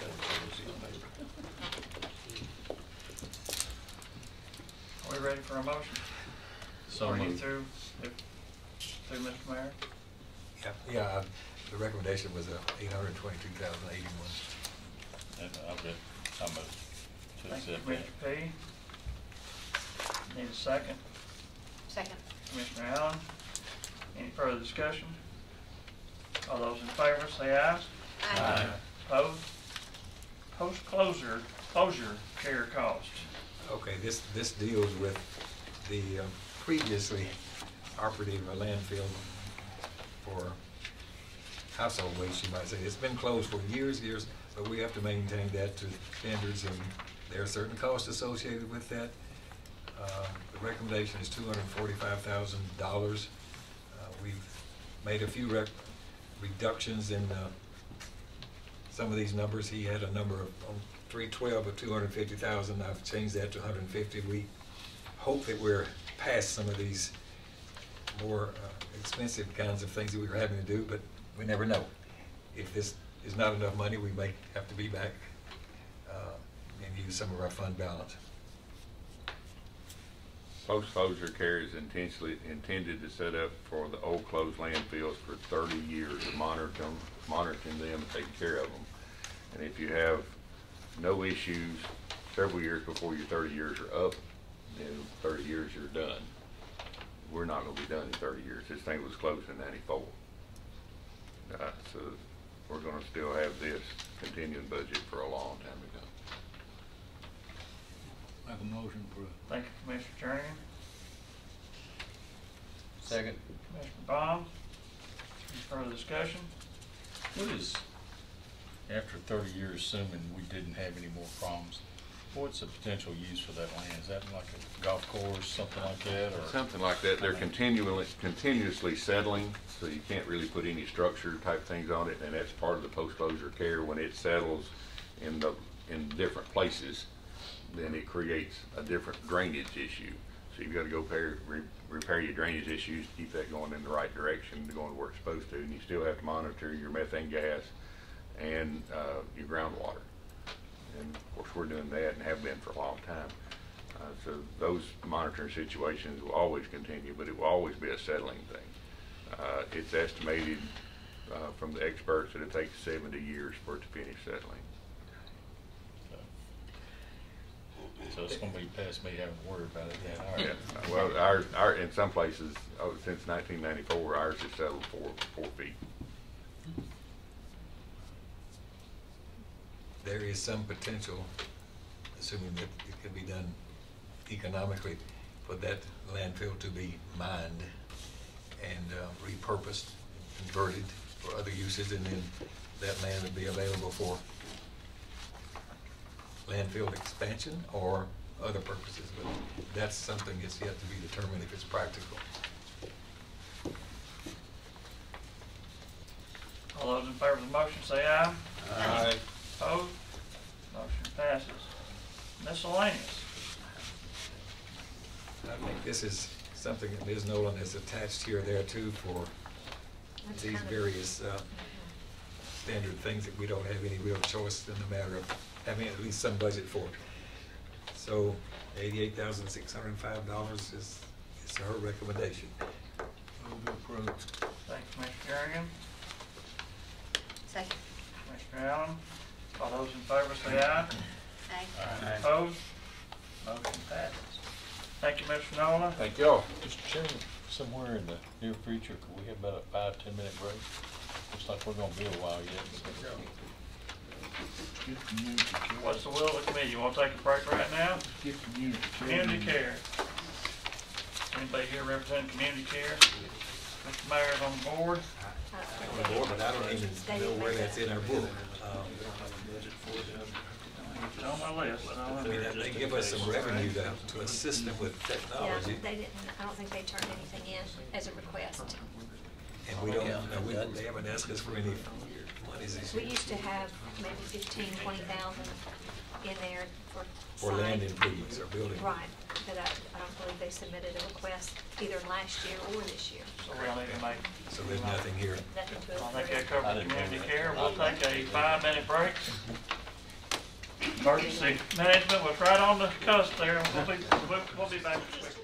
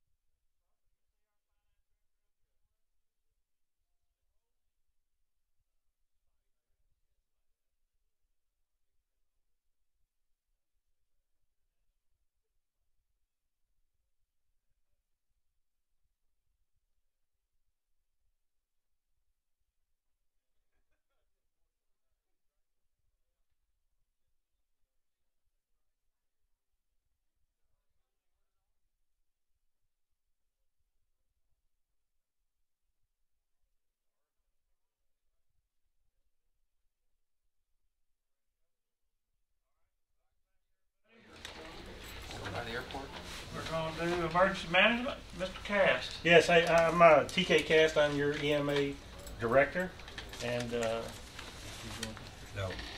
This is under tab 2, page 38 and 39, I believe. All right. All right. You'll see on page 39 there that the recommendation was $661,521.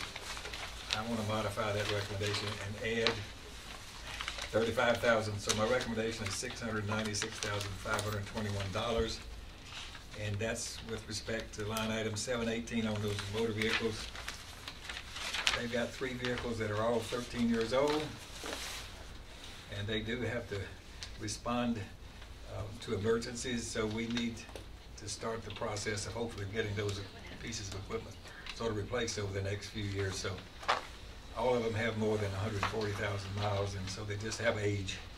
So that's a reason for my modification, that we can look at a few other things up here that you will probably have questions about.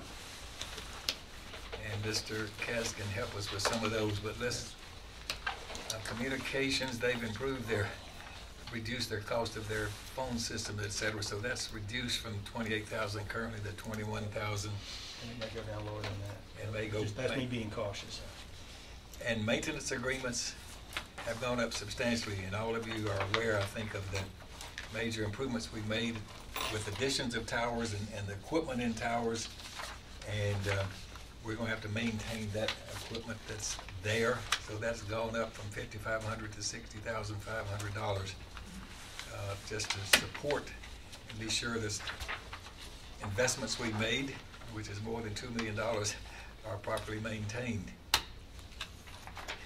Other contracted services, $399. That's gone up from $1,000 to $8,500. We've got more tower sites, and we've not been maintaining our tower sites with respect to the roads and the accessibility there, and the mowing of grass and weeds, et cetera. So we've got to do that to keep it where we can get to these places properly.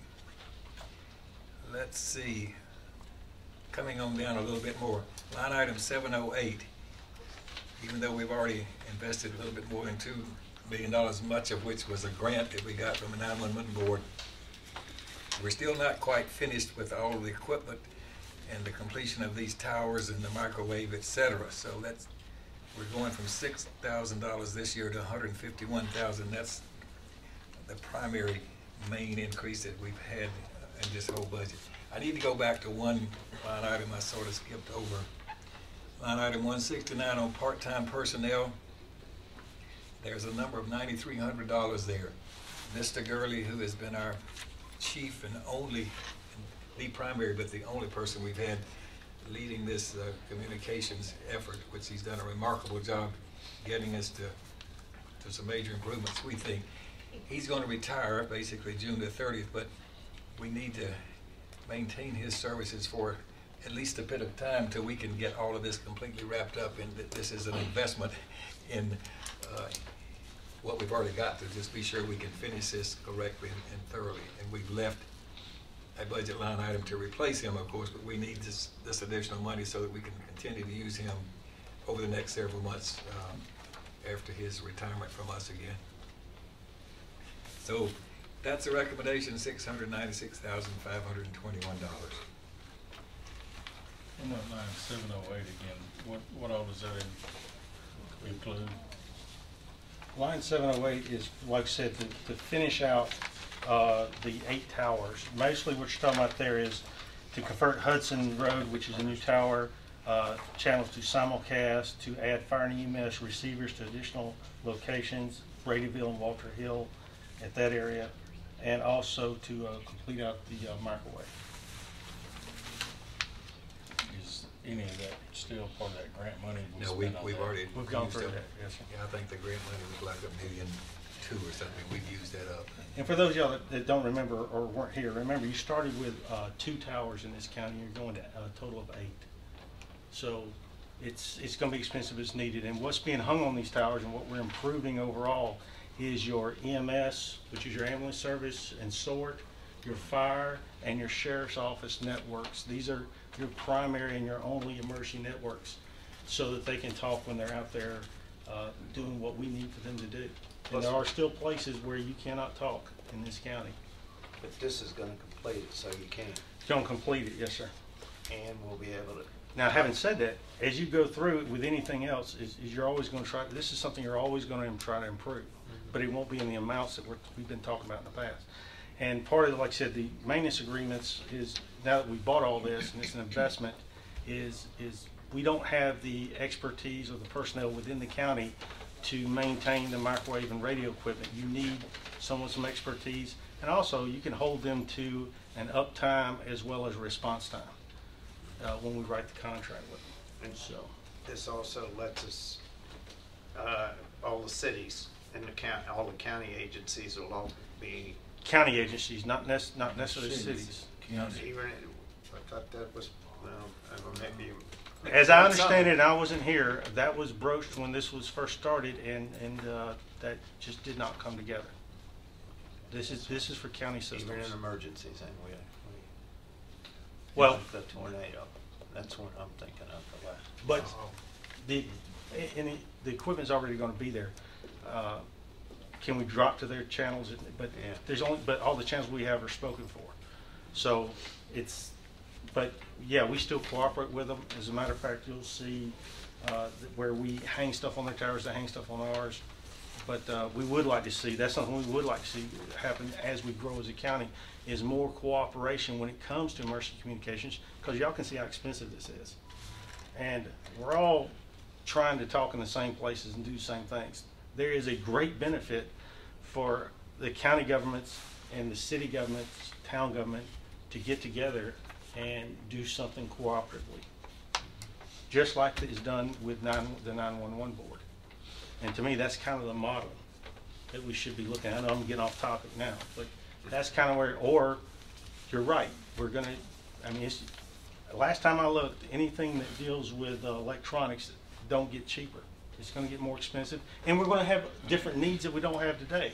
We're going to be pushing more data through these radio waves to support those first responders. That's not going to decrease. It's just like you at home with your entertainment wants. You're always wanting more and more. You want to, hey, streaming a movie to your home was impossible a few years ago. Now it's possible, but it takes you 30 minutes. Now you want it in 2 minutes, okay? Well, take that from a first responder's viewpoint, and we're doing it across the radio waves. They're going to have greater and greater needs for more and more information. So I'd like to tell you, I'm going to sit here, and this will be the last time we have a talk like this, but that's not true. How many more towers do you think we need? You said we're going from 2 to 8, and we need more. How many more? We haven't sat down and looked at that yet, but there will be a growing need depending on where the population grows. But we have not we've gotten this far, but the need to build more tower sites or just sites could be reduced with cooperation amongst the jurisdictions. We're sharing some of these towers with existing towers already. Yes. Middle Tennessee Electric. Yes, one of them is one of them in particular. So one of them that we own at Lynch Hill is shared with 2 other counties. I was actually going to ask about that.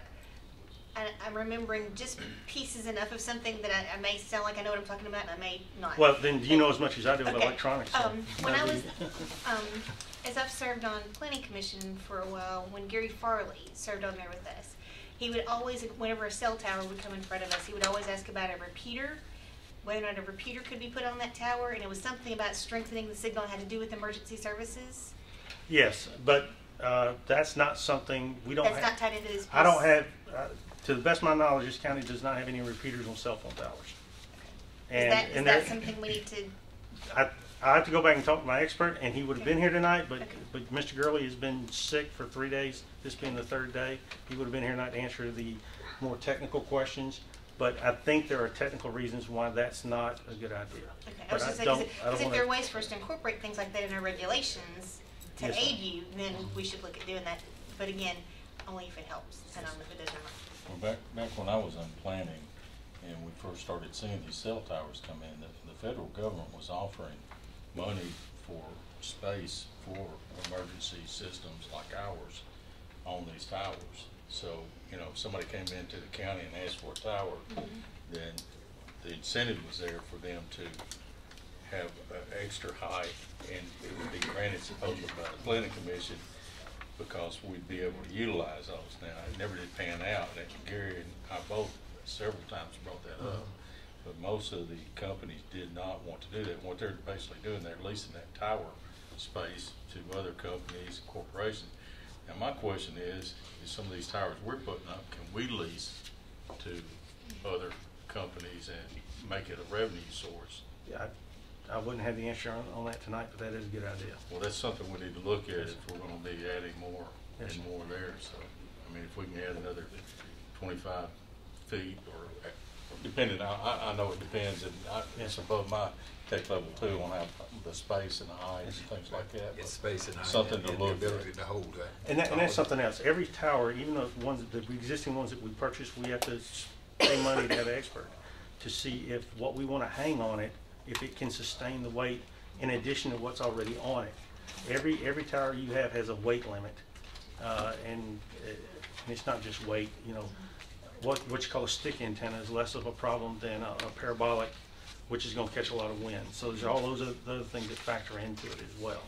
But I do agree with you. If there's space and we're not using it, we could probably try to gain some revenue and recoup some costs. That'll be a good conversation for public safety. I think we've had these conversations in the past. I don't remember where they went, but I remember talking to planning about allowing the county to co-locate. I remember talking about leasing space out and all, but there gets to be arguments of all different sides. If you want somebody you don't know in your secure area working on their stuff, messing with your equipment and stuff. And well, you wouldn't necessarily. That's all in a conversation for another day. Right now, we've got a budget in front of us. The number is $696,521 with the change.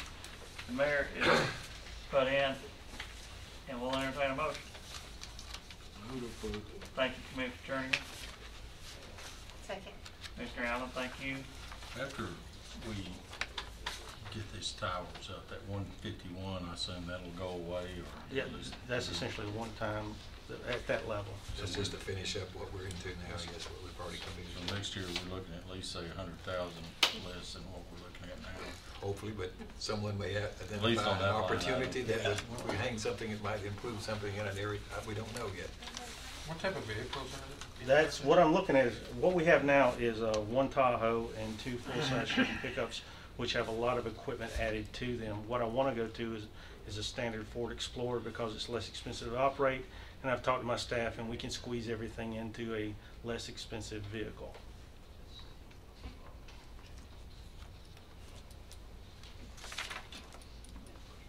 Any further discussion? All those in favor of the motion say aye. Aye. Opposed? Motion passed. Thank you, Ms. Gass. Help yourself to a candy bar. Health Department, Ms. Garrett.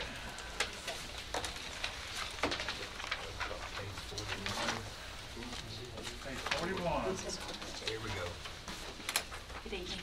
Okay, there are two or three pieces here. We'll start with the health department. On page 41, and that's the piece of the health department that is completely funded by the county.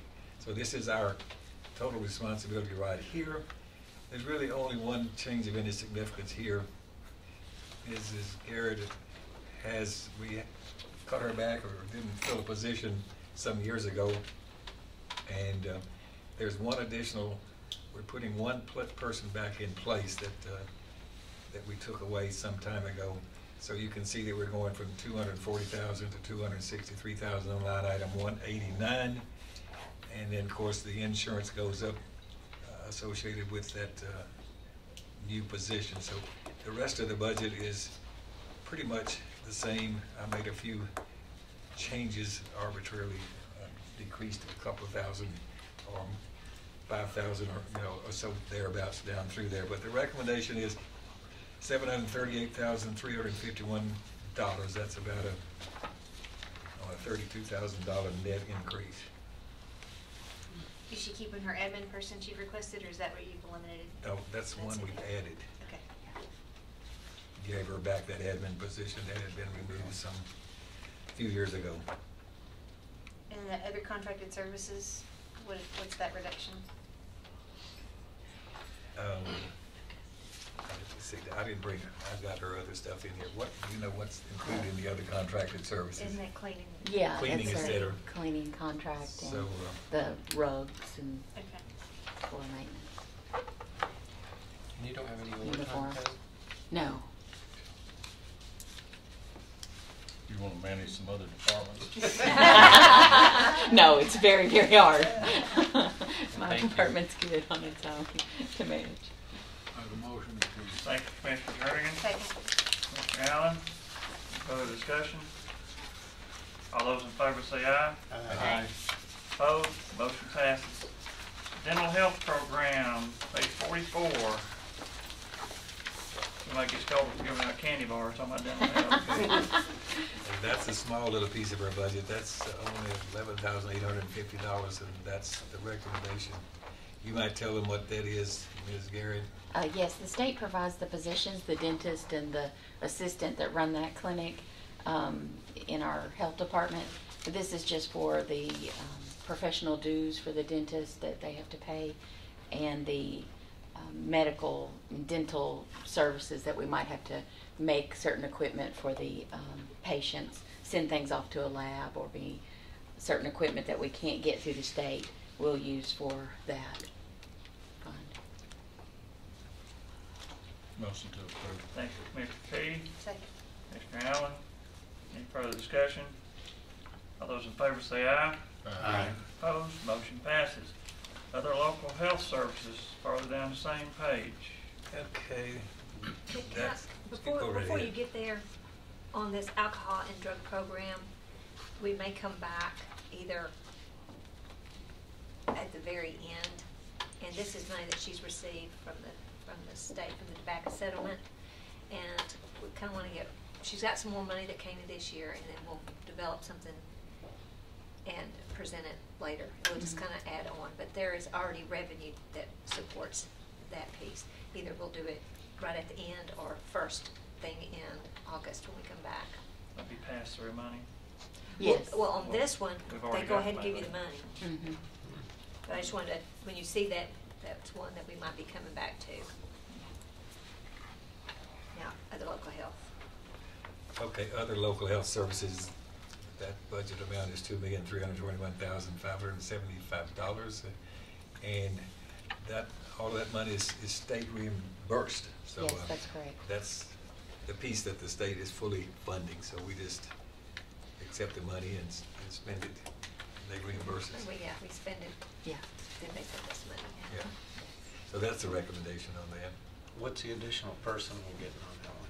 She's getting several additional persons there. She can tell you about Yes, that. the state is providing a couple of new positions, breastfeeding peer counselors to encourage breastfeeding, because we know how important that is in the health of our community, immediate results as well as long-term results.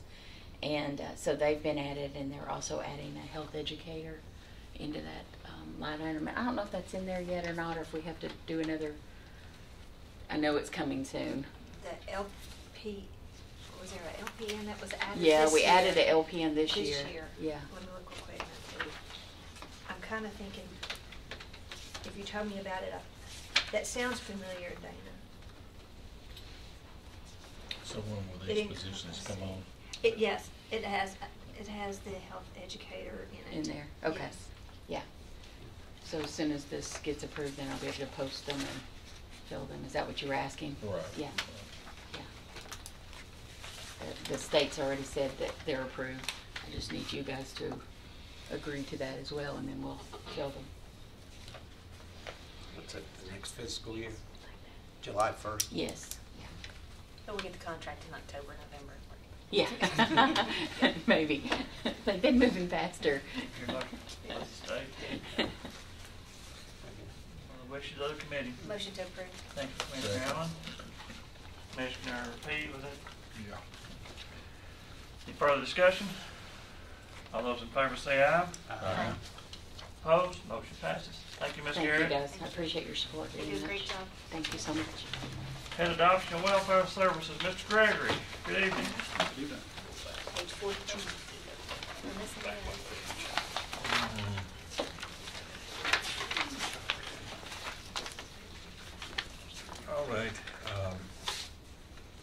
$1,643,000. You can see the total recommendation is $1,697,143. We can go through here. First of all, you'll see some increases in Mr. Gregory. You've already approved, and I think we've already implemented the increase in the registration fee. Is that correct? Yes, sir. Yes. And that generates approximately how many total new dollars? New dollars, $150,000. Now, that $150,000 of new dollars has been spread across several things that, for the very reason that he wanted to put this in, so we can make some improvements in some things we're doing. So I may have to let him explain a bit of this, but we've come all the way down to line item 169, starting there. The $90,000 has been increased to $141,000. That's a $51,000 increase, and most all of that is, he's allocated, I think, what, $48,000 or so of his new registration fees to handle that. That is 3 new people. You might tell them what that is about, yes, part-time wise. Those are going to be 3 new part-time folks. We're asking to hire a PR assistant to come in and help promote the department. Basically, any promotion that comes out of the department now comes from me. I'm not geared towards the marketing and those type things. We want to get that person out there so that we can promote spaying and neutering. We can promote different adoption events and increase those in the shelter and let folks know who we are and kind of get us out in the forefront where now we're lagging behind. That is a position that in my 10 years in animal control, I never would have thought 10 years ago we'd be looking at something like that, but just about every organization is going to having somebody handling their PR. That was budgeted around $15 an hour.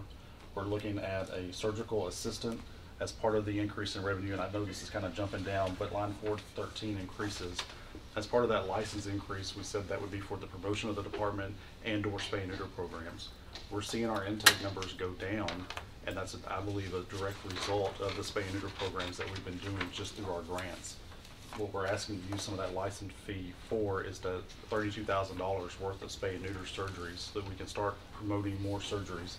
This would be someone that would assist Dr. Dills and her vet tech so they can be more efficient. We have a lot more surgery capacity than I have the staff for them to be able to maintain right now. It's a very inefficient process back there. This would step them up to where we basically could double our surgery capacity. And then the other person would be someone that would come in and be a rescue kind of behavior type assistant, someone that could work with folks after they've adopted an animal from us. So if they're having an issue, their first thought's not to bring it back to us. They can assist them, try to give them some training methods, but someone that can be a kind of a liaison between the shelter and rescue groups so we can increase the relationships that we have with them to move more animals out. And this additional revenue from these registrations, that's reflected, again, in the same thing you was just saying, line 302 on the advertising, that goes with the public relations. Correct. That's an increase there. And then actually, we've amended the budget this year, but drug and medical supplies, line 413, that's an increase from our current budget, which was $78,000, so that gives us more money to do the additional surgeries, et cetera, that he's already discussed with you there. And he might want to mention one more thing. 401, we've increased the food cost there, and that he's going to try to go to, I think, to some sort of standardized process. You might want to mention that briefly. Yes, sir. Currently what we use is a mixture of whatever has been donated and then we purchase to help supplement that. What we're asking to do is to be able to go to basically a one source food by feeding different things with very nutritional value to it. It does cause a lot of issues as far as intestinal issues and those type things in the shelter. So it's very difficult for Dr. Dills to know if this animal actually has something wrong or if it's because it ate a great meal today and it ate a really terrible meal, tomorrow or whatnot. So we'd like to go just to a sole source for our food so we can take care of some of those issues. Intestinal issues are probably the #1 thing that we're giving medication for in the shelter. I know that there were 2 different animals today alone that were brought to my attention that we had to put on medication for intestinal problems. And as you go down toward the bottom there, we are on I don't know whether it's going to be a 10-year project or not, but every year we're trying to replace a vehicle because we have been behind on that. We're beginning to catch up a bit, but you can see we've got motor vehicles and other equipment there is for the I guess, the unit that goes on the truck chassis. Yes, sir. That's the majority of that. So that's the recommendation. Is it safe to assume that the more traffic that you get through the facility, the more you see an increase in the adoptions? It varies. Actually, I get a report every day from my staff that tells me how many folks that came into the shelter, and then I get a report that also tells me the number of adoptions. And it just varies. There's no way to pinpoint. Some days we could do 15 adoptions with 40 people coming in, and I could have 120 tomorrow and only do 1 or 2. So it varies greatly. I know I visited your facility 3 times, and we have 3 animals at my house. You need to go again. I was going to say, you're more than welcome to come back anytime. But I say that because I do support the increase in the advertising budget, and I would encourage you guys to continue to do head of the week and, through the social media channels, because they see it, they're going to come visit you, and hopefully they'll be like me and come home with an animal. This will give us someone who is geared towards those things, that will give us a very set and standardized process, to whereas now it's just kind of, let's go here, there, and yonder with no real method to it. You ask me about the animals, I can tell you quite a bit, but ask me about PR and marketing, and I'm very much lacking that area. Don't let him fool you. He's selling himself short. His campaigns have been pretty creative. Yeah. It's because I don't try to reinvent the wheel. I usually pull from what someone else has done.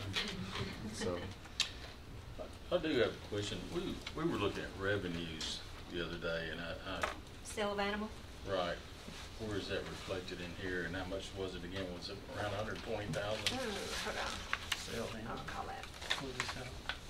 That's what I want to know. I just can't pull it from my brain. I don't know what number you put in. I know some of the stuff when we see I know, but I negative. kind of might split it differently than what you've got it. It should be, I It's think, on the resume. 44150. 44150. I believe that's correct. Yes, sale of animals at 125,000. We received almost 112,000 last year. Through April, we were at almost 110,000. So We're what estimating animals are we selling? Are these the fees that we're charging, or what is this? Those would be the adoption fees that we charge. Okay. Yes, sir. You had to write a check for each of those 3 animals. Yes, sir. I understand that, but I mean, when you're saying sale of animals, I thought, well, maybe there were some rescue groups out there that were wanting certain breeds that they were paying for. Oh, no, So- no, that is his adoption. Yeah, that fees. number does include when a rescue group comes in. However, we treat our rescue groups just like we would a member of the public. They pay the same fee. Our adoption fee, the most that our adoption fee is $80 for an animal, which includes a spay and neuter surgery, so it's a great value. With our cats, the mayor allowed us, I think going on 2 years ago, to make all of our cats a name your own price adoption. That's helped to increase our cat adoption significantly. So that number is kind of hard to target because of that. But I mean, we don't make money on adoptions to start with, so any that we can move through are much better than going out the back door by any means. The adoption's got to help you more than the euthanasia. Oh yes, definitely, definitely. Other revenue that he receives, 41,120, that's animal registration. We've got that estimated at 253,000, and that's to reflect, you'll see if you just look that line, it's over $100,000 more, and that's for that additional fee that he spoke of. And then animal vaccinations, we've got that estimated at 28,000. Just a note on the license fee, we started collecting that on January the 1st of this year. To date, from January 1st to today, we're up $55,309 over that same period last year, so we're going to meet those projections. We always ranged, when the license fee was $2, we always took in $100,000 to $105,000, so we're looking at $253 with the $5. I think if that line item had said adoption fee instead of animal sales, I wouldn't have this discussion. That's what the state makes us call it. Is that right? The Got a state. motion to approve, Mr. Kaplan, Second. second Commissioner Allen. One question before we vote. Yes, sir. You know what it is. Yes, sir, I do. And all 3 of them have been. I submitted to all 3, as I normally do. We were asked to submit to Murfreesboro and Smyrna. We sent one to Laverne regardless. Haven't heard anything from Laverne. I never hear anything back from Smyrna. However, I did see a copy of the preliminary budget. We are included there with the funding we'd asked for. And then the preliminary for Murfreesboro has us funded with what we asked for as well. Murfreesboro does ask that we go and meet with them. That meeting is scheduled for Monday at 4 o'clock, I believe. Or excuse me, Tuesday, because Monday's a holiday. Nothing out of Laverne. I think You they gonna check finished with theirs. Laverne, see if they gonna give any checks? Huh? You gonna check with Yeah, Laverne, see well, if they won't give any, I'm sure, if they haven't.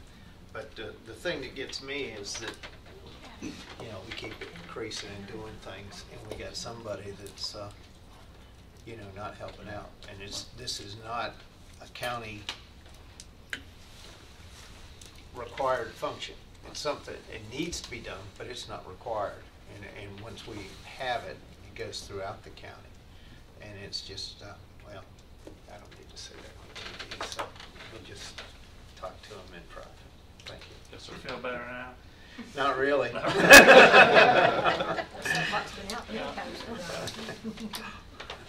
All those in favor of the motion to approve the budget as presented, say aye. Aye. Opposed? Thank you, Mr. Gregory. Thank you. Sanitation and waste removal, page 44. I'm thinking that's a large animal. That's a large animal removal, and the contract is still the same amount, 34,500. I don't know, it wouldn't change, so we're $100 more than this year, and I don't quite get that. Just rounded. Okay, $34,500 is the recommendation. That's what it's been for the last few years. I'll make the motion to. Thank you, Commissioner Pegg. Mr. Jernigan. For those of us that represent rural areas, this is a very needed service. You can cut. Pick them up inside the TV. Cut 100 deer. Yeah. $116. Anything they do in the Because city. they said there was not gonna be any increase, so. I just like round numbers. That also includes deer, doesn't it? Yes. Yeah. Way over a certain amount. Maybe in a city, if you live close to a wildlife management area, there's a lot of them around. Growing up in Vermont, you had to pick up moose. All those in favor say aye. Aye. Opposed? Motion passes. Other public health and welfare, page 45. Oh, okay. Medical examiner. That's a recommendation of $275,600. $15,600 is a fee we pay our medical examiner, which we must have one. And the $260,000 you see there is our estimate for our responsibility of paying for autopsies. We don't like that, but I'm gonna make a motion to approve it. Thank you, Commissioner Pegg. I hear a second. Mr. Jernigan, thank you. All those in favor say aye. Aye. Opposed? No. I just can't bring myself that everybody doesn't buy a die just in the county. Most of them are in the cities, and the county gets stuck. So maybe refer this to the steering committee and see if they can get our state legislatures to not make us share bear all the burden of the responsibility. It's state statute. Wait till you see the school budget. Motion passes. Recreation. You mentioned the other night that Mr. Lodell was the most conservative employee of the county, and I say this is the most conservative member of the county employee. And one of the most effective. He brought his duct tape with him, yeah. I've been mentioning his duct tape for 12 years. And they are getting remarkable results for a wonderful county recreation program, you might say. $507,915 is the recommended amount. Mr. Cates, on line item 189, is going to expand some of his summer and winter programs to a few other locations in the school, so that's up $15,000. That's pretty much it. You can see the budget's up about 20 just with a few other scatterings. So that's a recommendation, and he's doing a wonderful job. And the contribution line, $160,000, that is 10% of the hotel motel tax that goes to the city of Murfreesboro for maintenance of the Greenway. Approximately how many children do you touch in a year time in your program? Well, we'll have in our summer and winter program, winter starts in October and goes through April, and summer is 8 weeks, June and July, and we'll generally have 16,000, 18,000 attendance at both of those. So quite a few people. be in touch. And I'll warn you all now, whenever Mr. Cates retires, it'll take at least 3 to replace him. Oh, he's not gonna retire. No, he's got Enjoy this. So much in his car. Just 360,000 miles, that's all. Maybe, oh, okay, he's needing a vehicle worse than that. No, I don't want a county vehicle. I use my own. But I do accept the mayor's recommendation. Thank you. Help yourself to a candy bar. Thank you, What- Commissioner Jernigan. Second. Second, Commissioner Schaefer. Any further discussion? All those in favor say aye. Aye. Opposed? Thank you, Mr. Cates. I was thinking he might need more duct tape. I'll stop TSC probably and All right, get getting another. those, well, it's been the 13th year I mentioned something about Thank you. duct tape. I appreciate that. Mr. Tuggle, Agriculture Extension, page 47. Okay, there appears to be major changes, and there are changes, but it's just sort of how we have allocated. There is a reduction in the recommendation, which is $723,003 of $80,000, but Mr. Tuggle and Ms. Nolan may have to explain this. That was that 90,000 that we did in the current year to, can't remember if it was roof or fence. Roof. Yeah, they got the roof completed, and they paid for that roof out of fees that they had earned over a period of time anyway, so they don't have anything major that they're projecting to need as far as maintenance and repair. But there was one employee that was a counting employee that is now moving over to be a, is this UT or TSU? A UT employee. So you'll notice under line item 189, there a substantial reduction there, and that person, and there's a reduction also in the employee independent insurance, but you'll see an increase in the, I guess, Government agencies. contracts with government agencies, where that person is now moved over there to be funded by UT. So that gives us a net effect of, but most all of our reduction is just in that removal of that maintenance and repair And number that we had last year. And moving that employee was really no net effect, or the effect was zero. A net as far as the zero budget. effect of what it actually costs the county. The motion approved. Thank you, Commissioner Jernigan. Second, Commissioner Peake. Any further discussion? All those in favor say aye. Aye. Opposed? Thank you, Mr. Tuggle. Help yourself to candy bar. I'm gonna pass on it. Soil Conservation. Ms. Goodman, welcome. Hope you've had a good civics lesson watching the last couple of hours. It's quite impressive. You all are true public servants. Thank you. All right, there's a reduction of about $10,000 from the current budget, and the recommendation is $98,422. I believe that we had a person, It was a long-term employee, which is why there's a difference in the salary. So they in didn't retire. line 103, that person retired, and the person that's been hired back is certainly much less years of service, I suppose. So that's primarily the only change on this budget. That's right. Make a motion to approve. Thank you, Commissioner Schaefer. Second. Commissioner Peake. Any further discussion? All those in favor say aye. Aye. Opposed? Appreciate you being here all this time. Thanks very much. She's too candy bars. I got my candy bar. You got something now. Other Economic and Community Development. Energy, thanks. Page 50. This is, let me see, page 50. This is the home grant. The home grant. $330,000, all of which is funded by a grant. And that's the recommendation. This is money we have available to do remedial work and improvements in homes of some of our people that are below certain income levels. This money is available to do that. And it's throughout the county now. It's available, yes. And how do they apply? Ms. Reba Carlton is our chief person that works with Ms. Nolan, so you might tell them, Lisa. I what- just They want to do have the people advertise, watching they give do them a direct. advertise. Give them some, yeah. Oh, gosh, thanks. Just tell Yeah, them they how- do advertise, you know, when those things are, when it's available, and If I think nothing they've else, got they can call 8 the or mayor's 9. office and get some direction. Call on that. Reva Carlton.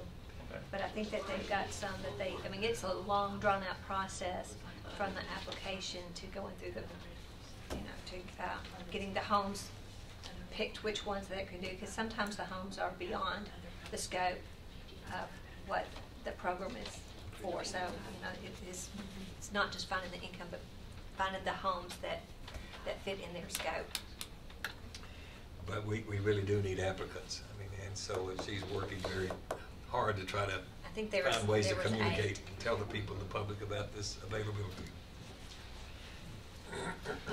And I'm glad you did bring it, because I remember her saying that one of the outreach they were going to do, they've done the advertising, and they were going to, next step is try to hit local churches to see if the churches knew. Just for the public, there's $330,000 is out there for this next fiscal year to be used for that type of thing. It's worth a shot for somebody out there that would qualify. Yes. So call the Reba mayor's Carlton. office, or if nothing else, and they'll direct you in the right direction. And this is coming through 890-7207. It's a grant, yeah, it's, And Greater Nashville Regional Council of Government that helps us. helps us administer the plan. Yeah, no cost to us. Right. I'll make a motion to approve, by the way. Thank you, Commissioner B. Second. Second, Commissioner Allen. Commissioner Schaefer, do you have something? Yeah, and as long as you're approved for it, it can be used for anything on a house, right? I mean, heating and cooling as opposed to. Oh, yeah, all kinds of things, Yeah. structural or Okay. HVAC or whatever. Big screen TV? But does it have to be used for revitalization of a current structure, or? Yes. Yeah. Okay. It's not a rebuild. And I think what requirements is that after they're done, it is up to code. All those in favor say aye. Aye. Opposed? Motion passes. Garage, Mr. Mayor, page 50. Okay, on page 50, that's, you can see that says other charges, but that's really our garage. That's underneath it's in the basement of our armory building where our maintenance shop is. Okay, so there's just a nominal increase here, just a normal step increases. And the recommendation is $249,826. And Motion approved. Thank you, Commissioner Jernigan. We'll get a second. Second. Second, Commissioner Schaefer. Mr. Mayor, were you? well, I just gonna say, there's a couple of small items on there that weren't on there before. Maintenance agreements, 334. That's just some vehicle maintenance software. Nowadays, you have to have software to diagnose these problems. And then we're putting in $6,000 for travel. That's really travel and training, because we have 3 employees in this department, but we want some of them to increase their training and their skills and get some certifications. So that's what that's for. We got a motion and a second. Any further discussion? All those in favor say aye. Aye. Opposed? Motion passes. Employee benefits, same page. Who's doing that one? I'll do this one. This is where you can see where we pay, when we talk about making the changes to the various departments for their employee insurance. We estimate where people are now, but that changes, so we budget a pooled amount, and this is where we pull it out of to try to, once everybody's made their elections after the first of the year, this is where we pull it from. Unemployment compensation, again, that's the same thing, it's a pooled amount. We're never sure where those costs are going to fall, so we do account for some unemployment. The other fringe benefits, this is where we pay the portion of our retirees' health insurance. Also, where we pay, there's a, I'm trying to think, transitional reinsurance that we pay the IRS for all the participants. This will be the second year. Or next year's the third year, this year's the second year. And then our estimate for workers' comp, for OJI, and we may have to come back and revisit this. We are having a study done to see if what our plan is, if we've got sufficient amounts. So you can see this is an amount we've done several years. So the total is $798,300.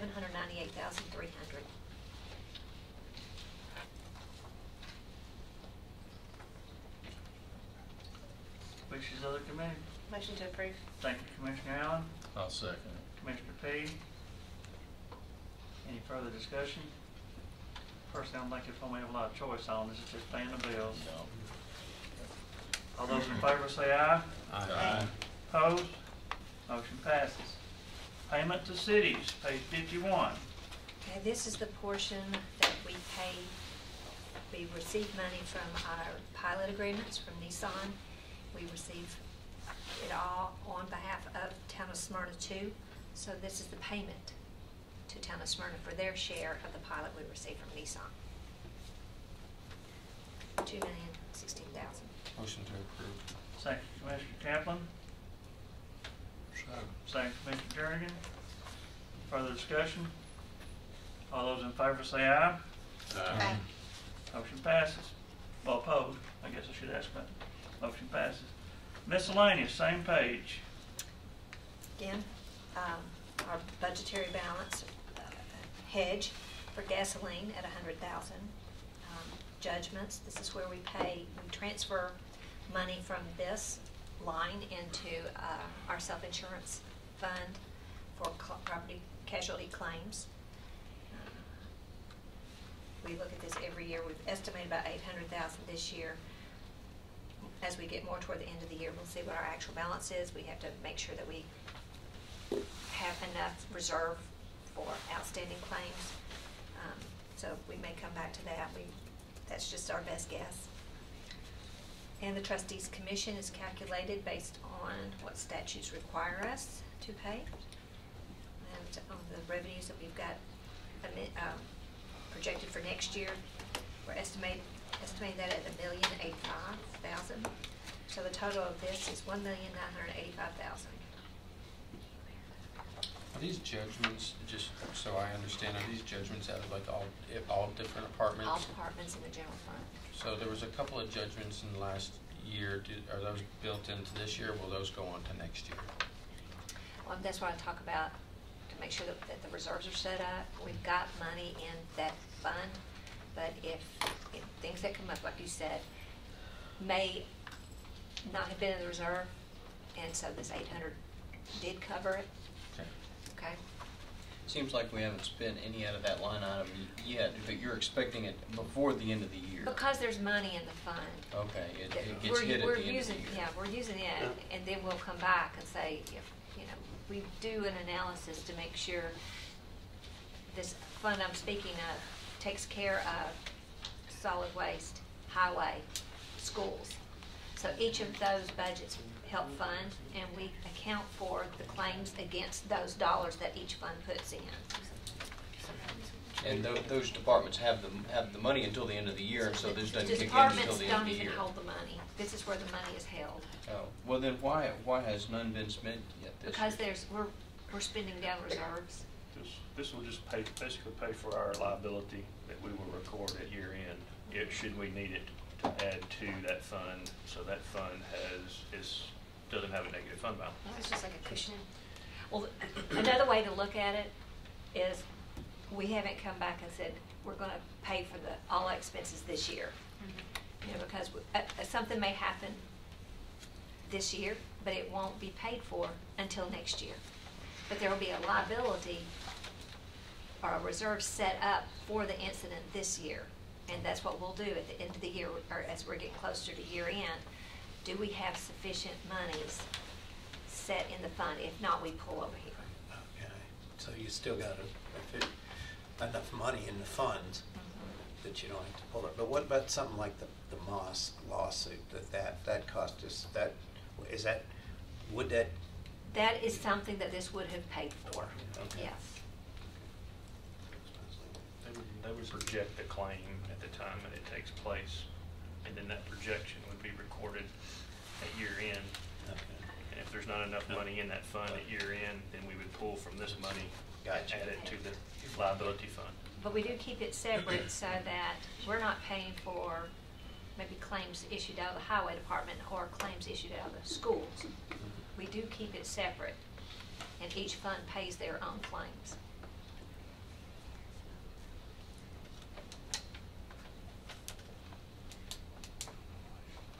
$1,985,000. Motion, Motion to approve. Thank you, Commissioner Kaplan. Second. Thank you, Mr. Allen. Any further discussion? All those in favor say aye. Aye. Opposed? Motion passes. Highway Fund. Ms. Hickerson, I see you brought somebody with you. Well, that was one that was just curious. Yeah, that's right behind tab 9 and 10. Brooke, Ms. Hickerson, welcome. Good evening, ladies and gentlemen. As an overview, estimating on a budgetary basis, the assigned and committed fund balance at $8,602,732, revenues at $8,876,986.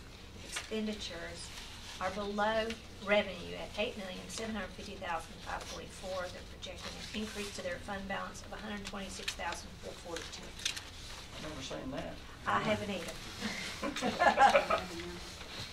Good job. Thank you.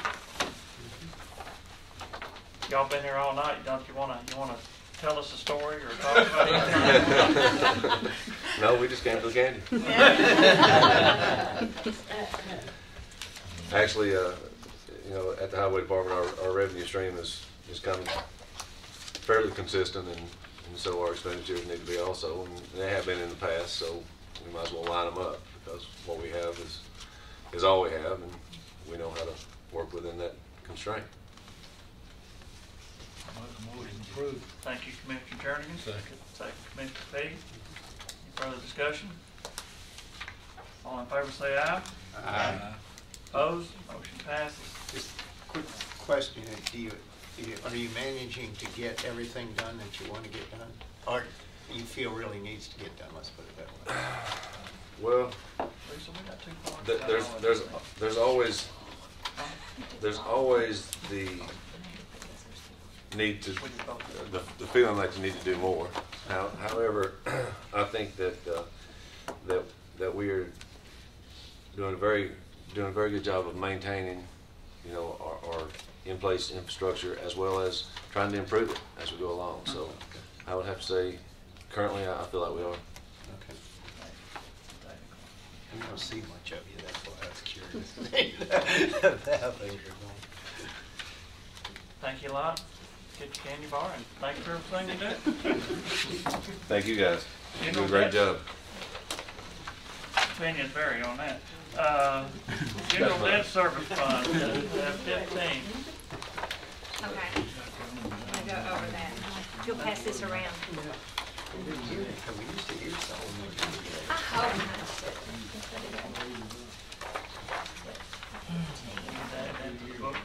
Yes, because we need to just kind of touch on it. On the first page, as an overview, estimating revenue at $41,025,483, expenditures at $43,159,499. So we will be going into the fund balance by $2,134,016. As presented, again on a budgetary basis, expecting our ending fund balance at $32,145 at the end of this year. Next year at $30,011,585, which would be 70% of the estimated appropriations. If you wanted to balance this fund, you would need about 3 1/3 cents. What's our policy? Well, well, we try to go 65, 75. We don't have a hard number. It's not a hard number, it's a calculation, but we're within our policy. Let me see, there was something I wanted to touch on. Okay, in total, one of the big things that, we talk about development tax, half goes to this fund. We're estimating development tax at this time at $2.4 million, with half of it coming to this fund. The transfer in on the revenue, that is money coming from that industrial development fund that we talked about earlier, for their paying for their that revenue bond that we have with them.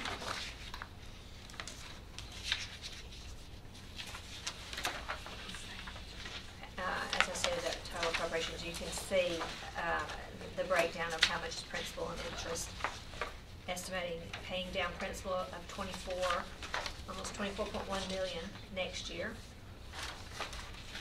Principal balance.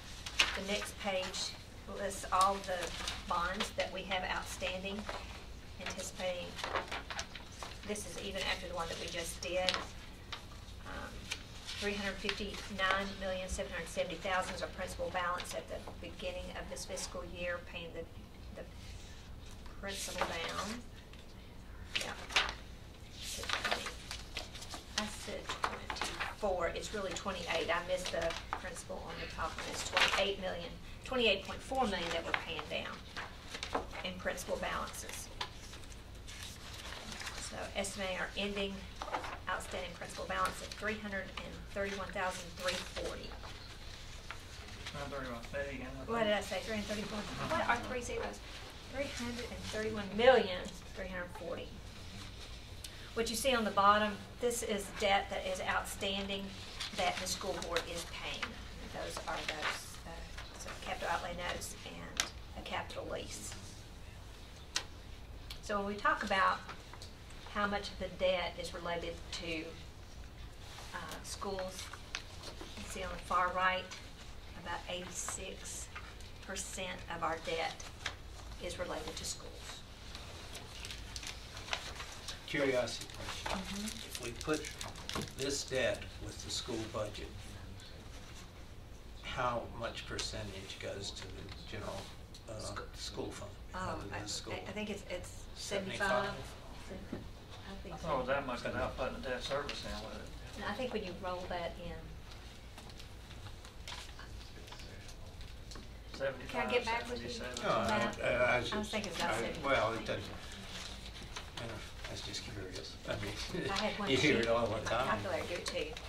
The other thing that we just need to talk about, and I need to make sure that I have presented to you, and this is our cash statement cash flow analysis, and that is to just make sure, the state wants us to make sure that we have sufficient cash to pay our debt. Did you get one of these?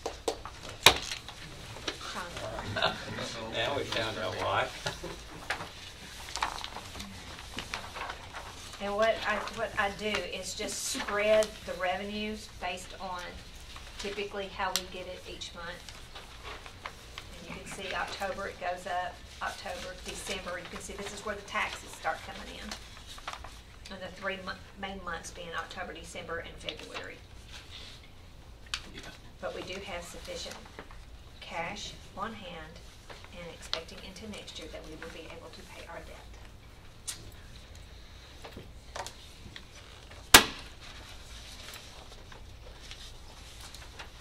So appropriations for debt service fund at $43,159,499.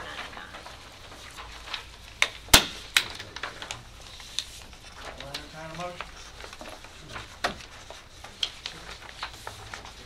Motion approved. Thank you, Commissioner Jernigan.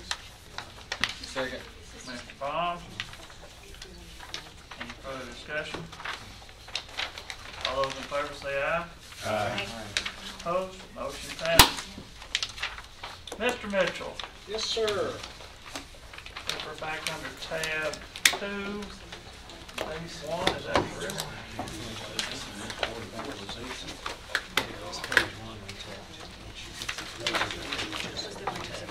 Oh, that's the general fund. You see what Rutherford County Mayor, I'll turn it over to you. Okay, that is how we'll sort of get back up to this part of the budget. So right behind that salmon colored page.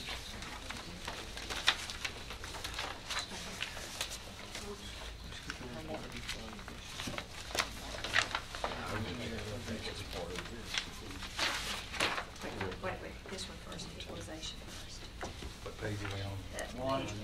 Page It's one. right after that. That's the easy one. Yeah, that's it. Okay.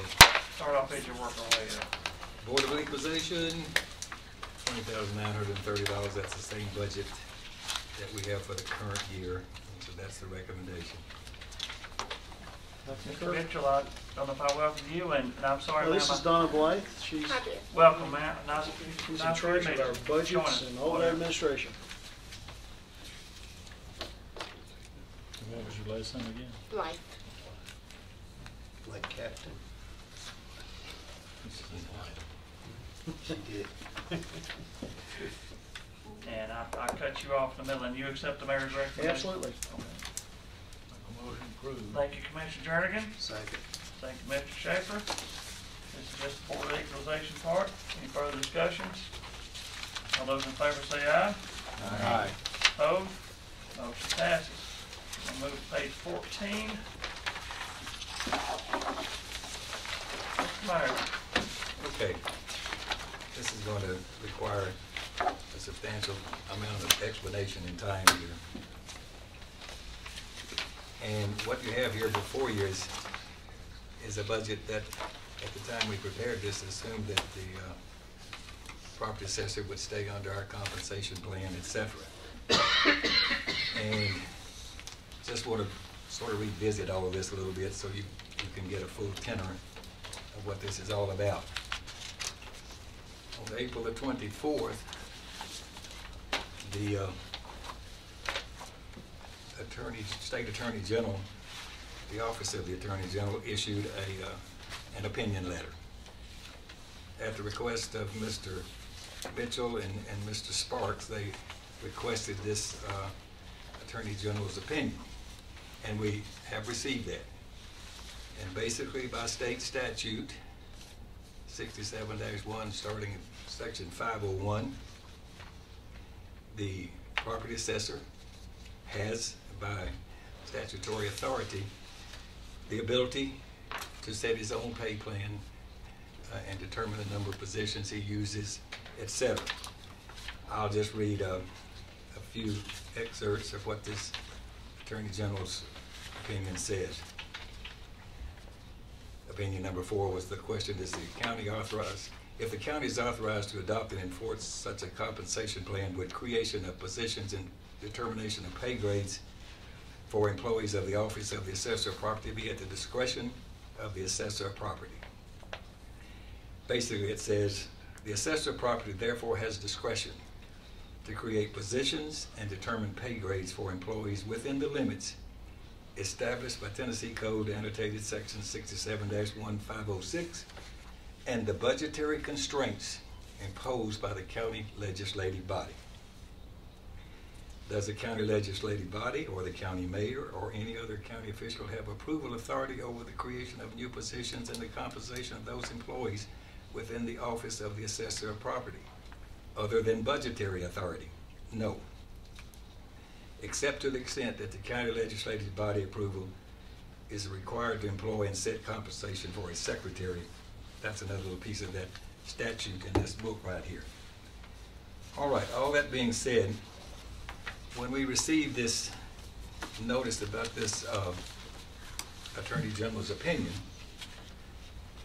shortly thereafter, I called Mr. Mitchell and asked him, was he planning on developing and using his own compensation plan and using the authority that this opinion clearly gives him. There's no question about that.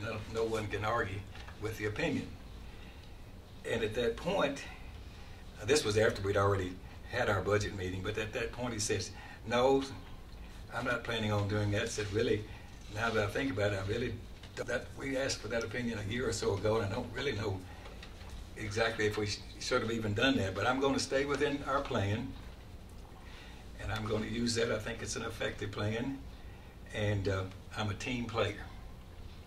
Now, all of this discussion has been going on, and a little bit later, as it appeared that they wanted to make some changes even now to some of their positions, we started this dialogue and asked Mr. Mitchell at least once or maybe more times if he would please confirm what his choice was going to be. Was he going to use his authority that is obviously granted and it's available, or not? If so, please confirm to us what his plans were in writing to me, to our finance director and our human resources director. We have not received that confirmation. We also asked him to confirm, if that was the case, this with you, all of the commissioners. Well, a few days ago, we we opened our paper up in the morning, and we had a news article that we were not aware of this, but anyway, that was okay, which indicated that Mr. Mitchell has chosen to exercise his authority, which he does have. All right, all that to say, that being the case, I am unable to follow through with what we thought would be the recommendation that's on pages, whatever the 2 pages are. 14 and 15. So I will not be in a position to make that recommendation. Therefore, let's go a bit further. We're going to pass out a piece of paper here, and that will be my revised recommendation. And before we get to that, before you read that, let me go a bit further. Let's sort of revisit what this opinion said about these budgetary constraints that you, the legislative body, have the ability to put in place. And it's pretty clear that the Attorney General read the full scope of what's in this section 67-1, starting section 501. So really only authority you guys really have is to set a budgetary number for these salaries. But in the wisdom of the people that crafted this statute, it's obviously what's been crafted by the property assessors group some years ago. In their wisdom, they know what the operation of their offices require, in that they identified the minimum number of positions that he's allowed to have, based on the number of parcels of property that have to be evaluated. And basically, they can have one position for every property, for every 4,500 parcels of real property that they're processing, after the first 4,500, which is allocated to be handled by the assessor himself. There are a bit more than 103 or 4,000 parcels, I'm not sure exactly. And if you use this formula, the minimum number of people they have, that they must have, is 22 people in addition to Mr. Mitchell. And the only way we can determine, that I can determine, or recommend how many dollars they should have to fund those positions. Now, once you fund these dollars, you can't really tell him whether to hire 22 people or 40 people or 10. It's his choice then. You just have to come to some mechanism of determining how many dollars they should have allocated for their operation. So I'm recommending that we use the 22 people that the people that crafted this law say is a minimum number to do their job, and then we appropriate the amount of money it would take to fund those positions, and then with that funding, then they can decide exactly how they want to pay them, how many positions they want to have. We can't control how many positions they choose to use out of these dollars, but they'll have the dollars to use in any way they want to use, and establish whatever pay scales, whatever pay ranges, whatever job descriptions. It'll be completely their decision. So I think, Ms. Nolan, have you passed that piece of paper out? And we've looked at these positions that they currently have, and we've determined what those values are available in both the property assessors and the reappraisal budget. And you can see that those 22 people, 22 positions, the blended cost for each of them is the base cost. Of course, there are benefits that go with that, are $36,900. Therefore, when we apply that, you can see for the property assessor for line item 106, that's $405,900. And then on the reappraisal, that's for how many deputies? That's 11 deputy assessors, or whatever he chooses to call them. That's just how we determine $405,900. Does that take an average longevity into that? Longevity is not, oh wait. I'm sorry, I don't think I'm answering your question. I was going to longevity pay, and that's. I mean, in your average, are you looking at a It's person at median- 8 years? A or median of 10. 10, okay.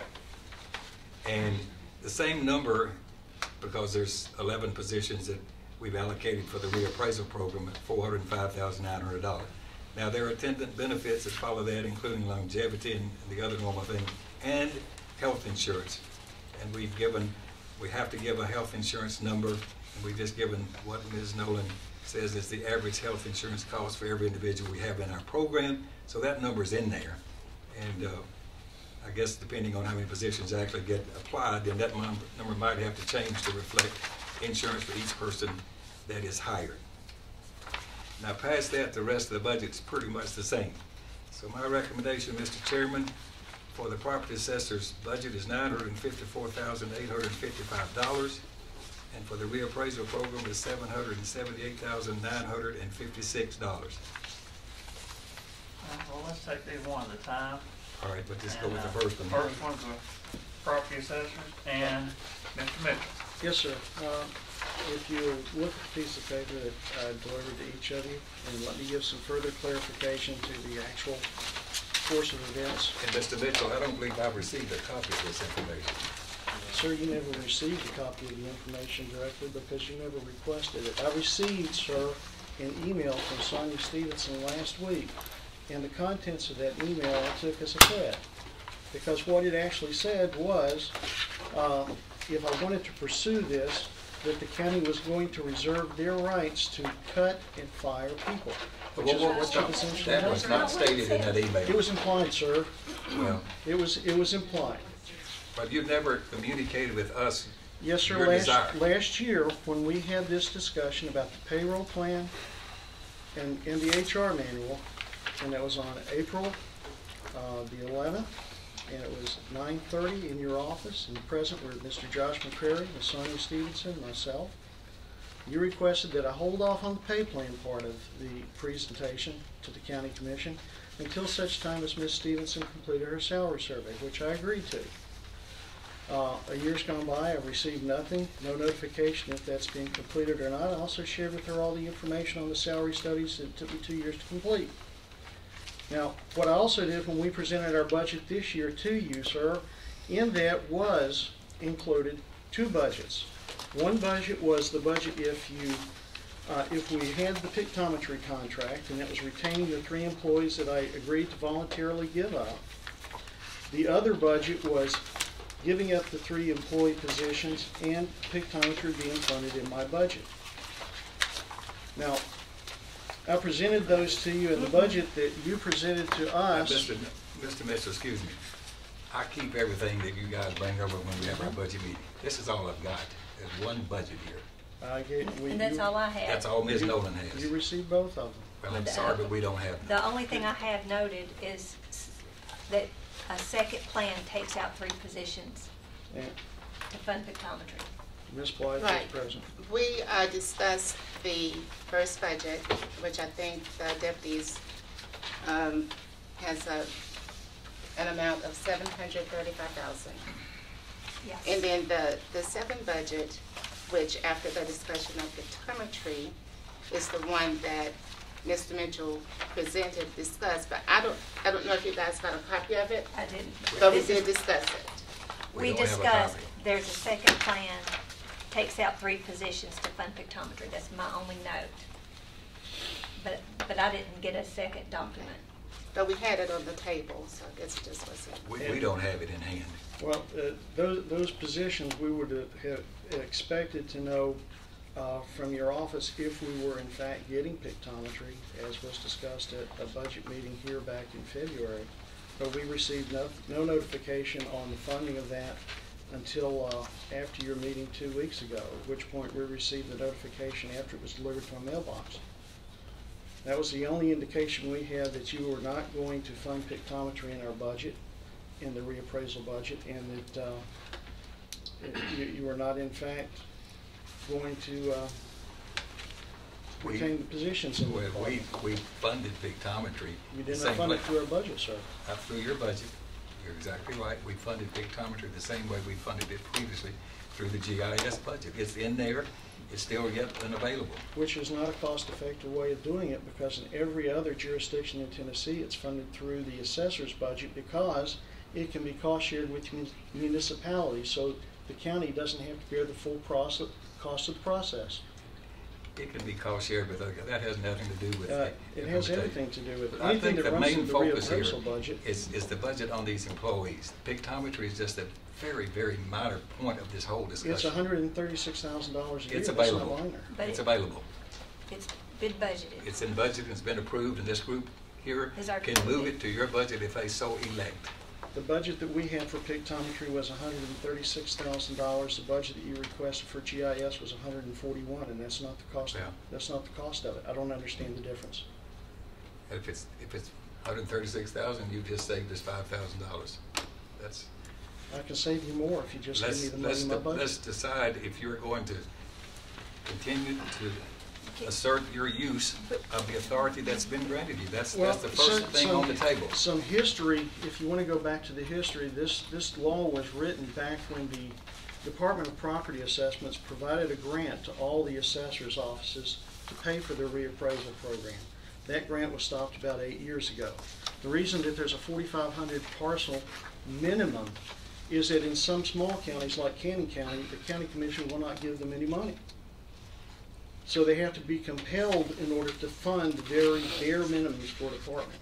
We'll be happy to work within whatever budget you deem necessary to provide us with, but just remember this department accounts for 34% of the budget for the whole county, of the income. The quality of our work determines how much money you have to spend on everything else, and the primarily amount of it is the schools. We have done a very good job of managing our budget over the last 2 years. The records show that. We do not waste money. We're efficient managers and good stewards of the county taxpayers' dollars. The pay plan that I crafted and put together uses the existing pay plan structure that's already in place. The only thing that I requested to do was have the authority to locate my people on the plan where I can best determine their needs are and their abilities. That is all I requested. And when I talked to the mayor, when I called him, I told him I had no intention at that particular point in time of going off the plan. At that point in time, I had not seen what his budget recommendations were either. And when I presented my original budget to him, it included in it the increases for those positions. That is accurate, and we don't agree that what you're preparing and the numbers from which you have developed these rates are equitable. We don't agree with the comparative locations from which you gathered this data. We think it's going to put us in a position of not having parity and equity across our other offices and departments, and that is your choice. You have that opportunity. Well, yes, sir, and if you look at the budget request right here, the difference in deputy salaries on my request with the increases is $664,715. The mayor recommended $624,980. The only difference is I said I was going to use these numbers right here. That's the only difference. I mean, it's $735,000 That was versus with the 3 additional positions in there that weren't eliminated. You pulled an incorrect number. If we'd had a discussion and you had let me know what you were planning to do, we could have discussed this and worked everything out, and you would have understood better. After you got this recommendation, you had more than ample time to contact me. More than ample time. This has been going on since. I did contact and ask if I could make a change to it, and I was told that everything had been printed up. I would have to print these off and bring them in. Well, we can always change them. I make changes from time to time, period, when I make a mistake. That's the response that I had, was that the changes you indicated were that you were printed. going to stay with our system, period. I'm sorry, this just sounds like this is punitive and heavy-handed, and you're trying to force something down by saying you're going to cut these down so that because I'm not on this plan, you're wanting me to eliminate positions, which is what this will amount to. You people have been the ones to tell us how many positions you need. We don't have any other way to determine how many dollars you should have, except by making some reasonable estimate on the number of positions that your statute says are required. And we made these recommendations, and we voluntarily gave up positions to accommodate your request. You gave up those 3 positions even before we even started this budget discussion. That was because, to take care of sir, paying for that pictometry. was because pictometry was supposed to have originally been purchased out of the GIS budget last year, but it was cut without consulting me. And I was told, yes, sir, I was told by Mr. Brian Robertson that I would, of course, be kept in the loop. And there are emails to that fact. That never happened. When I contacted him about that, he said I contacted him in August of this last year and requested a follow-up on where we were with the flights for pictometry. And he informed me that the mayor had cut it out of the budget. And I said, why wasn't I informed? He said, it was an oversight. This one tool is something that we use to save the taxpayer money and be efficient. It is something that we use. It has very little use to most other departments. We're the primary user of it. That's why all the other assessor's office have it in their budget. Well, Now, you still have pictometry. It's available. hadn't been updated. We had to fly over in whatever. no, it has been updated, and the flight has been completed. I didn't say that. I said what you've got is still usable. It just does not have its current data is, a current flyover that would allow that to happen. And we had all this money approved. We had the budget amendment we were going to prepare and take through in this fiscal year. And pictometry has given us such a convoluted contract that we haven't been able to get anybody to opine that the contract is acceptable and reasonable. That has delayed this whole process. Pictometry may not be the main issue here, but can you confirm whether the city of Murfreesboro would pay for a portion of it if it's in the assessor's budget versus whether it's in another department's budget? I mean, does that matter, or is They're it? not going to pay for any of it. We're not going to pay for that. Everything that is put in the reappraisal budget, Ms. Nolan sends a bill to them at the end of 4 years, and it's on a per parcel basis, and they reimburse us for the expenses on a per parcel basis in the reappraisal budget. That is why there's a reappraisal budget. That would be a way to charge it back to them. I mean, what would be the cost savings by simply moving it from one budget to the next? I mean, evidently this happens at a later time, maybe after 3 or 4 years. After we bill every 4 years. I mean, to the at cities. that point, what would Murfreesboro reimburse on a $135 piece of software, or not software, but the pictometry flyover? The way that works is in the reappraisal budget, what is spent in this is charged back to the cities. Their portion, of course. Right, About that's what I'm asking, what their Everything portion. he about does 70 is given about to 70 the to 75% of all the parcels in the county lay in the municipality. So between 70 to 80%, depending on the growth rate, because we're experiencing growth, that portion of that budget will be reimbursed and cost shared with municipalities. Only about 25 to 20% will be borne solely by the county. I guess I'm just wondering, Ms. Nolan, do you agree with that assessment, It's- that 70, No, 75% doesn't of end it up, would be does not paid end for up being ultimately by? 75%. They But what- do not bear the 75% of the cost. The calculation is done based on the property Like tax. 75% to 80% of those parcels that lie within the county will be cost shared with the county and the municipalities. They don't bear the entire cost. Right, that's what I'm saying. So it's just the portion of the properties that's in the city, and then on top of that, it's just based on the property tax that's paid. So county property taxes are about twice what city property taxes are. So the city would pay for about 1/3 of pictometry, and the county would pay for about 2/3 based from the 70 or 75% of the properties that are in the city of Murfreesboro. Other way to look at it, I think what we got this year, because this is a year, well, I don't even want to say without looking If at you it. do the math, it's about 25% of the $135,000. But it is significant, and we can put that money, I mean, that expense in this budget. That's no I know problem. it seems like a minor issue, and it's not the main point, but if just with the stroke of a pen, you can move it from one department to another and save We this can kind put of that money, it expense seems in like that would department. make sense. That's not an issue. What is Well, no, I think you do. I mean, that's my understanding, that if it's in the assessor's budget, we save that money, but if it's in any other budget, we don't save the money. So I think it is an It's important not save the money, distinction. it's be able to charge for it. Well, it's a reimbursement or a charge, but I mean, it's 25% of about $135,000. It'll really be more than that, because you're gonna fly this thing every 2 years. That's just one flight. Okay. What is the advantage or disadvantage of GIS having this in their budget versus you have it? Is it But there's some other control? Is things it that usage? Is haven't it? been discussed with Mr. Mitchell that could be an advantage. GIS has a direct overhead flyover on a scheduled basis, and there are some new tools out there that Mr. Mitchell probably not aware of, and I wasn't even aware of, that would allow some of the firms now are able to fly over once and do both the direct overhead and the oblique imagery at the same time.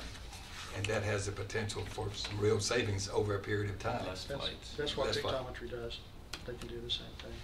So with pictometry, if they can fly overhead and oblique, there are other companies that can do it. I don't know about pictometry, but if they can, this is all sort of current kind of information. Over a period of 5 years, that's probably maybe as much as $400,000 savings on the table doing that as opposed to doing it independently. But we could still work out a mechanism to allocate the cost and put it in their budget, okay? I mean, I don't think that's an issue. I don't either. Just the billing for this year, because I was curious when you asked, the total cost of the budget for the last 4 years, we billed the city 30%. So all the math worked out. Well, the question in my mind on these flyovers, and the pictometry has a flyover, and then our GIS system has a flyover, and I'm more aware of it. On the pictometry, can we not use the same flyover data that we're getting pictures from our GIS system and use it with the pictometry? No. That's when I saw where it was, I figured, well, that's why, because the GIS people, are used to working with this stuff, and that's why it was over there. Ms. Barbara Marlin is here with it. The oblique imagery is not engineering accurate. Right. It cannot be used for that purpose, so we have to have the engineering accurate data that's used by all the jurisdictions. Well, and I understand that, but what I was getting at is the GIS flyover, which does have the data that we have to have, could it be used for the pictometry? They now have the process, and Mr. Mitchell says both pictometry, and I know at least one other company that does this, that they can fly, at the same time they're flying, you will be taking your oblique imagery and your direct overhead. Well, I mean, that's I don't know what the savings would be on the per parcel lot. Maybe y'all know that between you, but I know what it's costing us over these flyovers is quite expensive. Oh, it's a lot of money. The two of these together, both oblique and direct overhead over the 5-year period, which would give you three basic flyovers, is somewhere between $1.5 million and $1.950 million. So it's $400,000 difference if you can do this in one flyover approach. But we'll be happy And it really doesn't matter. put the dollars. It doesn't matter where we Because have I it can still budgeted. bill it. We'll put the expense in the proper place to get the most return on allocation and bill backs to the cities. Well, That's not an issue. It doesn't matter to me, but it seems like that would result in some savings, Well, however you want to characterize it. And well. it seems like that was also, I'm not trying to be the mediator here, but part of the issue over giving up positions versus pictometry ending up in the assessor's budget. I mean, it kind of addresses to that me, issue at the same time. It's really no difference. I stuck my note in there to find where pictometry is, and it will be part of my charge in the next 4 years when we do this. So regardless of what budget it is, if we do it, we'll bill it. We'll bill it. Well, we got bigger issues here than pictometry. Yeah. I heard Ms. Stevenson's name mentioned a time or two earlier. Do you want to join us up here, Ms. Stevenson? And because somebody said Ms. Stevenson said something, somebody said no, and I saw some nodding back there. So I don't think pictometry is our main issue. Well, I think it is an issue. I've heard some people who are, I mean, I've heard, Well, the trade-off was -3 positions for pictometry ending up in the assessor's budget, so I think it is something we've needed to address. we agreed on I just that thought we had before gotten we. past that, maybe. No, I don't think we I don't did. think so. we- I think it's an important issue to address, and maybe It we was- have addressed it. It was, the agreement was, okay, I made the request of, I have unused payroll dollars from positions that were unfilled and from people that had left. And I made the request from Ms. Nolan. I said, is it possible for me to use some of these funds this year to pay and fund pictometry? Do I have enough? And she did the math and she said, yes, you do.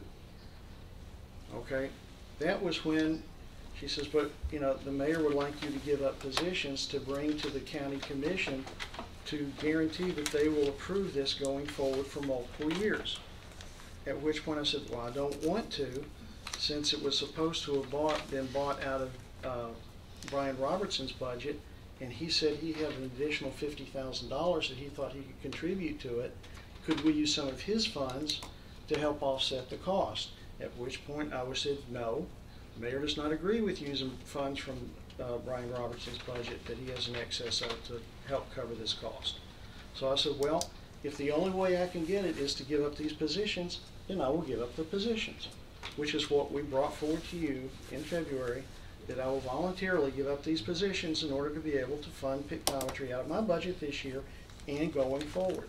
Because wasn't it like 600,000? I mean, because it wasn't just 1 year. It was No, 3 but years. it's- It's a 3-year commitment. It's a multiple year commitment, and that would be saving that amount of money.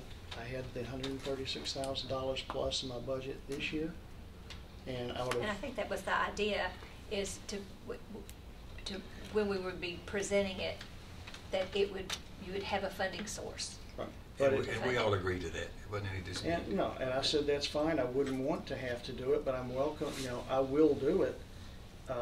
Giving up positions when the economy's turning around and we're growing. Davidson County is looking at a 20% increase in their appraisal values at their next reappraisal, and they're pushing the people in our direction. We've got more houses to pick up. I'm sure we can find a way to do it with fewer staff. But somebody's going to have to make that decision if you go with the mayor's proposal on who's going to go. Let me bring something up. If we put the money from GIS, the $136,000 for pictometry, back into your budget, then the mayor's original plan for the assessor was $1,254,000 some change, and for the reappraisal is $1,019,000 and some change. Mm-hmm. With two things: would you go along with that, and then would you put in until through the 16-17 budget in writing that you will go on the county's general's pay plan? I'm on the pay plan. That is the thing about this. The only thing that I did was I created positions for growth, and these positions are new and these positions are new. Mm-hmm. And I've told everyone, I told Sonia, I said, these top positions I'm probably never going to fill. We're looking at 15 to 20 years down the road. These positions right here, based upon the job descriptions that these people are doing, because what is not being looked at, I eliminated a chief deputy position 2 years ago, which was $61,000 a year plus benefits. The amount of money that we're talking about giving these people that picked up that workload are substantially less than the money that we cut and we saved the county. So we've got people that are doing more than they're being paid to do, and they're doing it voluntarily. And when we attempt to give them parity on the entire rest of the county's pay plan, we're getting resistance. I've been allowed to create lower entry-level positions because my study showed that on our entry-level position, we're very good. We're a little bit high. We actually pay more for an entry-level appraiser than what Davidson County does. But what we did not have was an entry-level training position, because entry-level people, it takes them 18 months to get up to speed and be as productive as they are when they start making their first dollar. So So we had to create an entry-level position to pay them a little bit less so that we could pay them a little bit more once they were trained and they developed the skills. That's what I was trying to accomplish with working with Sonia with increasing the scope of the positions in there. She never had a problem with me creating lower entry-level positions. The only blowback and the only resistance I got was with these positions right here with my supervisors. That's the only resistance, and those are the ones that are doing the work. They're working the appeals. They're supervising the day-to-day operations of the office. Donna spends a tremendous amount of time doing tax frees, manually calculating those because the system doesn't accommodate it. The way that the law is written, it requires a hands-on manipulation of it. There are a certain amount of things that have to be processed. She's done this. Maury Francis has done this. Russell Key's done it. Pam Oxer's done it. They've all picked up the slack of the absence of the chief deputy, and they've done it for 2 years without any increase in pay. Knowing on good faith that we had this right here and that I was working with the mayor and Sonia on making sure that our pay plan reflected the work they did. That's what I presented in February. That's what I presented in April of last year. And to accommodate, because there was not time to review everything and the county pay plan hadn't been done, I agreed to wait before I presented that. My original pay plan, both with all the positions in there and with the positions removed, had, and I explained it to the mayor, it had the increases for all the positions in it. So I didn't surprise anybody with anything. I told him right up front, this is what it has. And I was forthcoming about it. So me saying I wasn't planning on changing what I submitted, that was pretty well accurate. I don't even have a copy of your pay plan. Now, I May I think we'll speak? let Ms. Stevenson May I make a speak? few Can we comments. let Ms. Stevenson? I've got, if you'll take one and pass it around. Commissioner Cush, would you like it?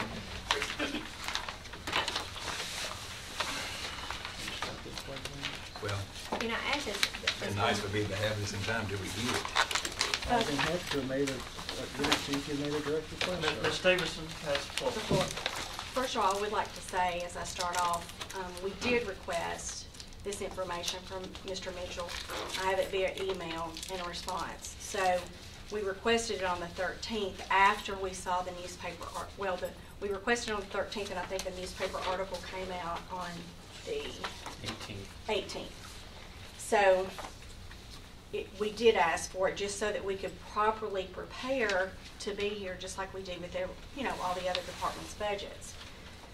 In my role, I am appointed and report to you. You are my bosses, and I have a duty and obligation to make sure that I keep you informed so that the decisions that you make based on the responsibilities that I have, you have informed decisions. You can make the decision however you choose, but I want to make sure that you understand. Also, I have a respect for the elected officials' positions. I mean, they run for office. They are responsible for running their offices as they see fit, exercising their duties and responsibilities. So I understand that and respect that. So I'm here just to give you information based upon that because, one, you are my bosses, and two, I feel like that is my responsibility and my duty to the taxpayers of this great county. Mr. Mitchell did sometime back mention his desire to go to a pay plan. When he notified me of the pay plan, and you'll have to refresh my memory, who did you say you did your salary study?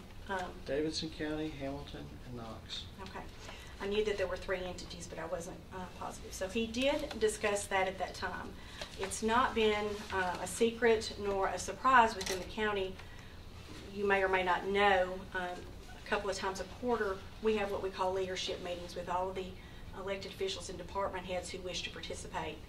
I've been discussing that survey for several months, that we would do a survey to look at the salaries across the board for the employees. We had not done a salary survey since 2010, and we didn't get to implement it until 2011. And so it was time for us to do one. 5 years had passed. It was time to evaluate. The other thing was I went through, after having the communication and not getting the feedback, then I didn't even know about this was in the newspaper until later that day. I went back just to evaluate some of the items that were in there, just to understand his intentions, and also to make sure that, you know, I had information for you going forward. To give you a little background on the county's pay structure, and of course, most of you have gone through this pay plan study that we had before, but one of the things that we do is we survey comparable counties and cities.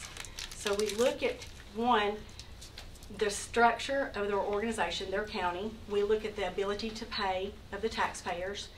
We look at their tax base. We look at just several other factors to make sure that we're comparable.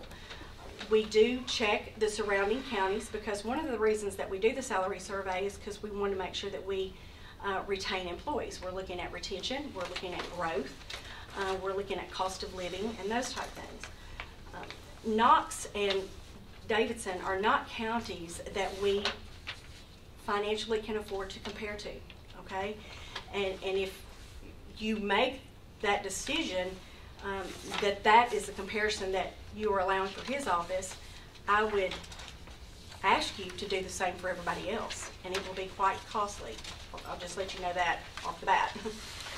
So in your packet that I gave you was the list of the counties. There are a list of counties that are in there, and you look at the population base. I've tried to select other entities that are similar in size, that are competitors for positions that we have. A lot of times our biggest turnover is in the public safety realm.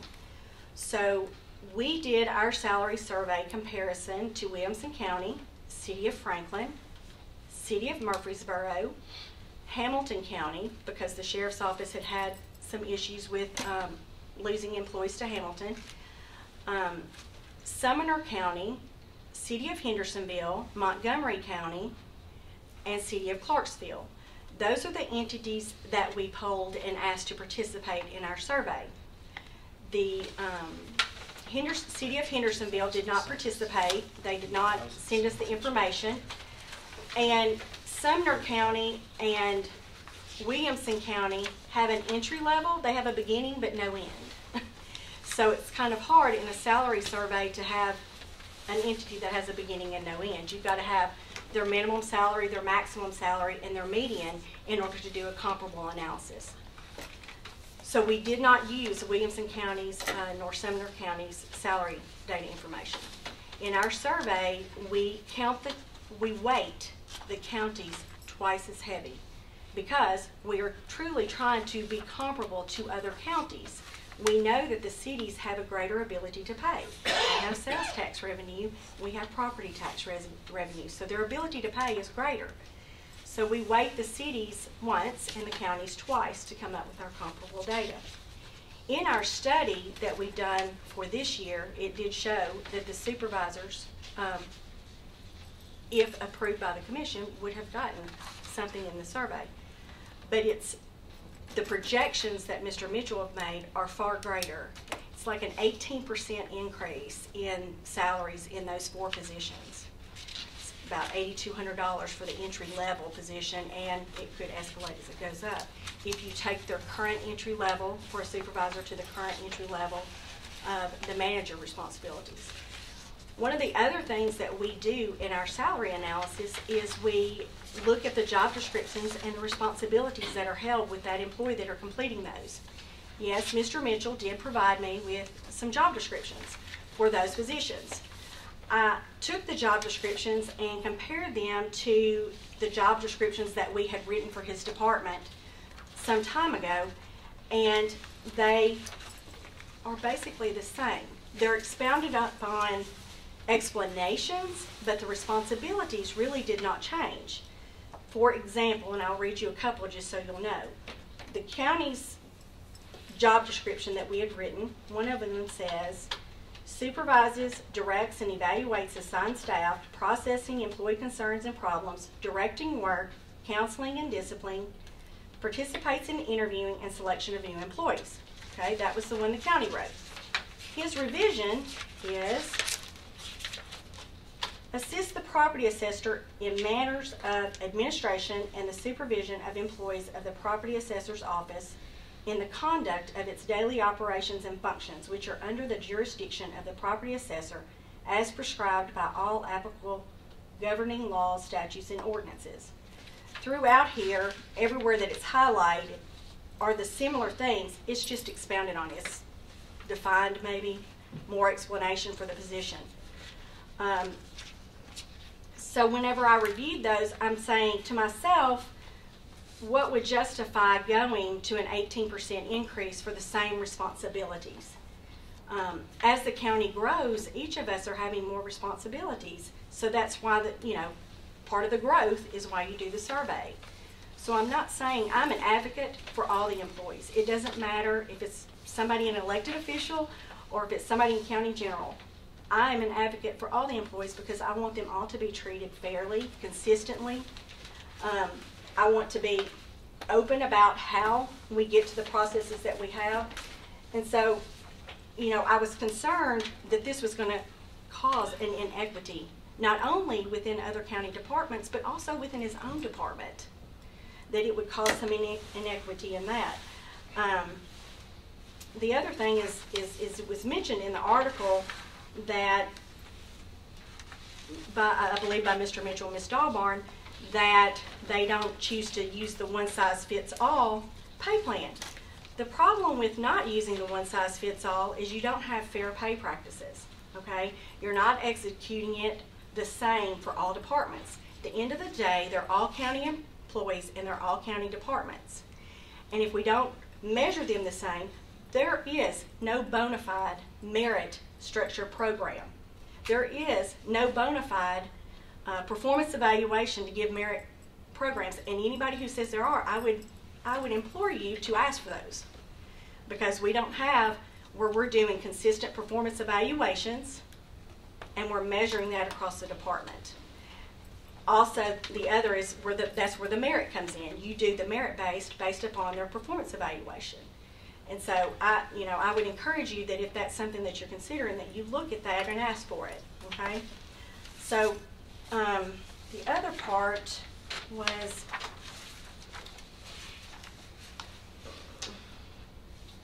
the main thing for me was that the employees being treated equally. I'm not saying that he's trying to mistreat anybody. That's not what I'm trying to say. But when he looks at his overall operation of his office, there's got to be equity within that.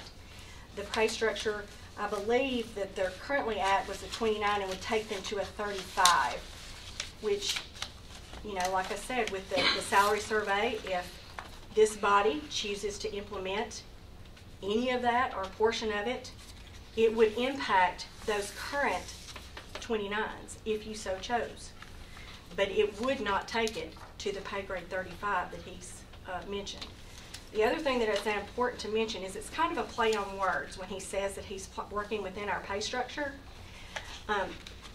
That is true in one piece. He is working within our structure, but they're not evaluated within those grades, if that makes sense. I don't know if I'm saying that right, but they're not in the same grades. Was I asked to evaluate these other items for this fiscal year's budget? No. However, I did review the job descriptions to evaluate what had changed, what deemed necessary that I move this forward. So that was the part for me, is that I couldn't understand. It was an 18.7% increase just in step one, going from one to the other with similar workload. The other thing was the comparables. We used Hamilton, which is 300. I did current data. I believe the CTAS that I put in your report, I think it may have been in 2010, but I pulled comparable data. I think the 2013 was what I found. Rutherford is currently at 281,029. Hamilton County is at 351,220, which is why I used them in my analysis. We are growing. Eventually, we will probably catch them. Montgomery County is at 189.9, Williamson County is 198.9, and Sumner is 168.8. That's why I used those entities, and I used their largest city within their government as a comparable as well. However, Davidson County is at 668, 347. That's 3 times the Rutherford County, okay? They're going to need more positions. Their tax base is going to be different from ours. Knox County is 448, 644, which is double, almost double Rutherford County. So I guess my thing was I just wanted to make sure it's ultimately at the end of the day your decision. But what I would ask you is that if you're going to allow him to exercise that for his department, that I would ask you to do the same for the other 900 and something employees that we have. Because if it's fair for them, it's fair for everybody else. That's the way I kind of looked at it. And that's really, unless you have questions for me, that's all that I brought. In my pay plan, there is still a position 29 for personal property supervisors, right? There is. Okay. I'm talking about the responsibilities of All right. the description. And based upon the pay scale for Hamilton County, which is the closest to us, the people that are doing the essential same job as our people are doing are operating at a level 35 on our scale. They're the one that's closest to our size and closest to our demographics. Now, I have not said that a supervisor is going to make an entry level 51,940. I said that a manager of admin, HR, and purchasing. So would you be posting these positions? I would make an internal promotion, which I'm authorized to do. I would tell you that in Hamilton County, that if you looked at mine and Lisa and Brian's salary, it's probably about double or triple what we make as well. I can send that to you if you'd like. Well, I think the difference too, it's when you're doing your survey and coming up with a median, you're taking all the different governments and doing a combination of all those of what they're paying.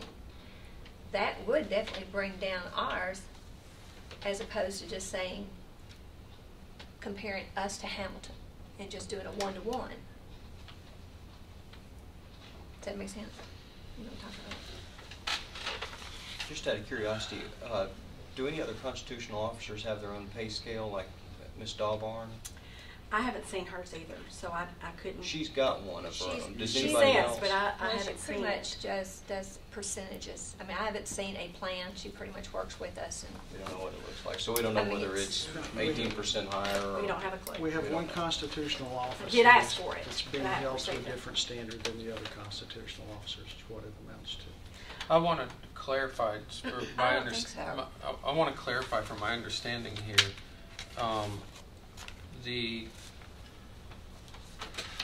So the mayor's recommended budget. How do I word this? The mayor's recommended budget, as far as payroll and what we're talking here, which I appreciate all of your work that you've done in this, isn't drastically different from what you requested. However, when the disagreement came up about the GIS, I'm seeing a drastic difference. So from my understanding, and I understand both positions, one, I don't think anybody likes to be backed in the corner, especially when we're all working together here. The flip side, I think that it was clear of my expectation that we were giving you pictometry and you were forfeiting positions. I will say you made it real clear to me, in my impression, that those positions weren't needed. You were eliminating, trading it off. So, you said a moment ago, like, well, these are really going to be needed, and the impression then was that those positions weren't needed. Right. But I want to get to, like, the clarity of all this, like Commissioner Baum said here, because I do think this is about pictometry. This is what this is about. So, one, is there an explanation if we take the pictometry out of the picture? Is the drastic difference in the budget change basically? We got to protect ourselves. If we're going to have this exercised against us, we need to go ahead and give the limited amount of positions, which I understand that. I guess what I'm trying to say here is, can we go back to giving you control of the pictometry? I want to know what the benefits are. I want the commission to understand what are the benefits of that. I mean, you hit on a couple of them here. I mean, 36% of the county's budget. I deal with taxes all day long. I deal with the accuracy. I see these properties that aren't assessed correctly. I see the additional square footage that when the people bought the home was not finished off, it's now finished off. I mean, that's lost revenue, a lot of it. So I want to understand the control aspect of it. What is the difference between the control for us that don't do this every day? And number two, I want to just get to the brass tacks of, is that what the drastic difference is in the two budgets? And if we get back to it and like they recommended, we put it in writing, can we come to an agreement here to make this work for everybody? Go back to that budget page you look on, the one that's in your folder. Right. That just does not include the 3 positions.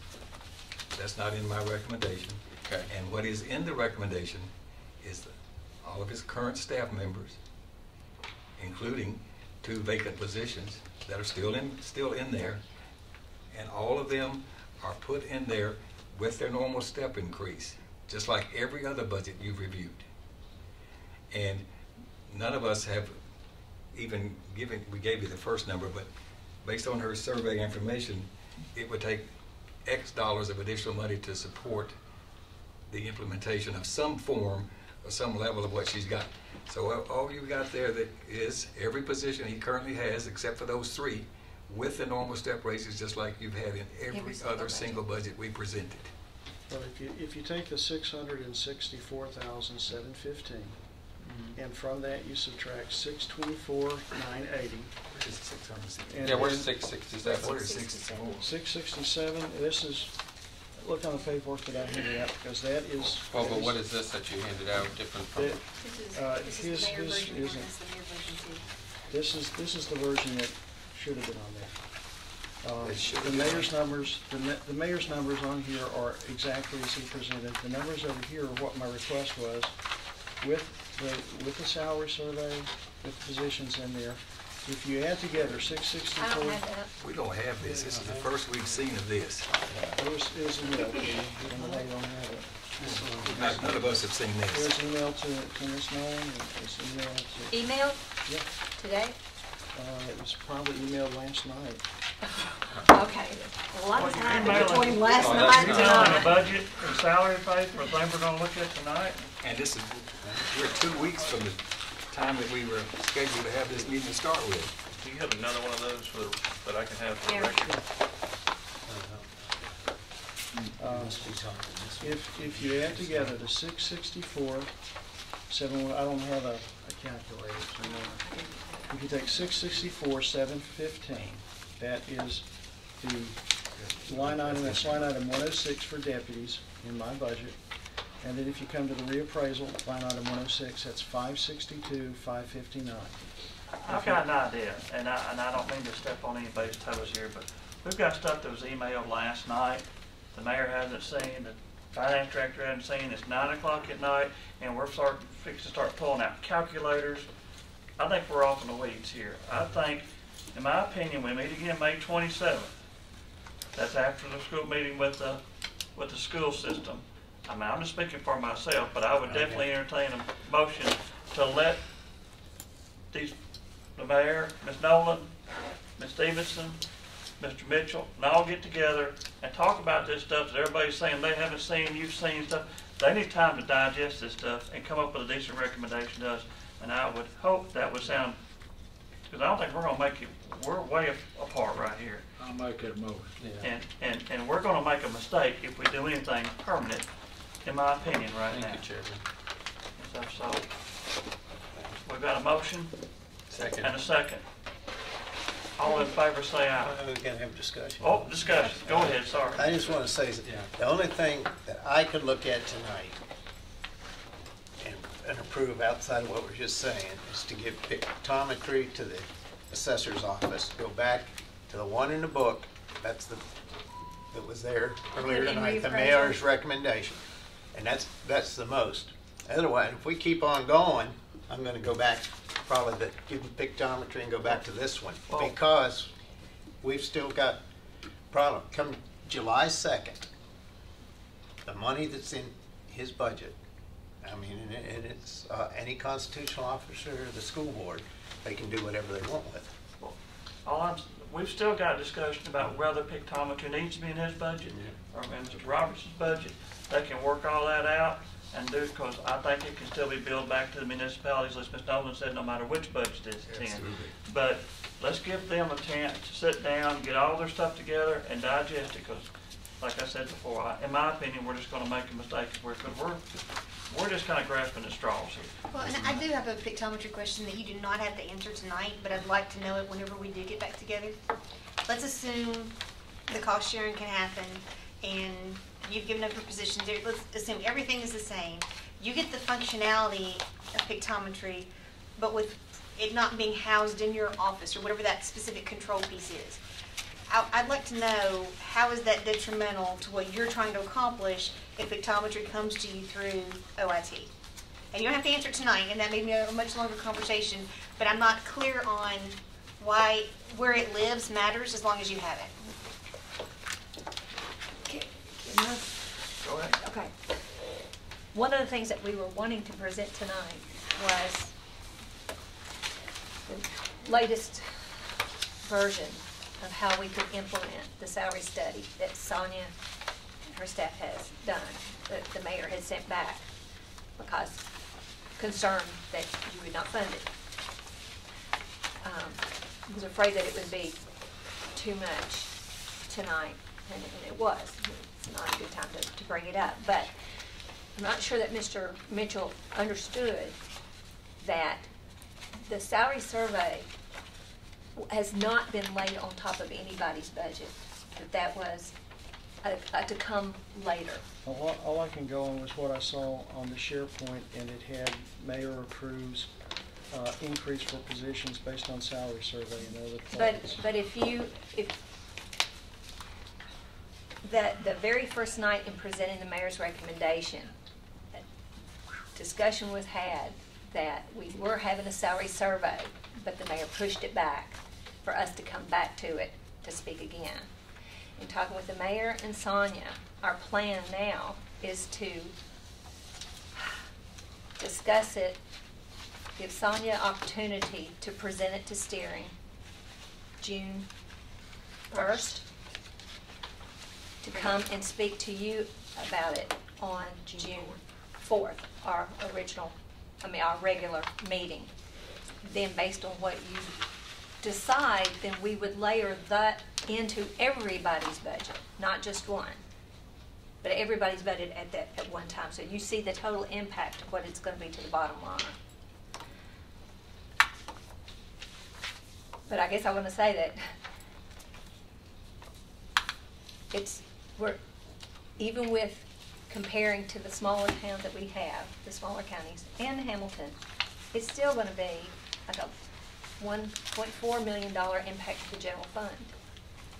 It will be more if you allow us to use Davidson County. Well, it would be more if we used the survey as completed, which was like 2.1. That's right. 2.4 million. But after we went back and said, what could we do to touch all the lives? Because as I said before, I'm an advocate for all of the employees.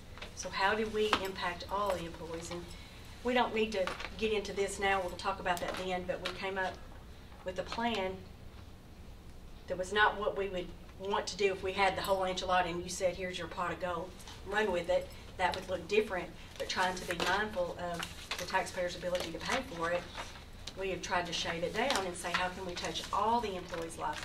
And what we've come up with gives everybody something, even the topped out people, everybody. So it's not just a few, it's the whole. So you're an advocate of the entire county's employment system receiving the same raises in all different positions on the same pay scale? The only department that has not worked with me at all is the Register of Deeds.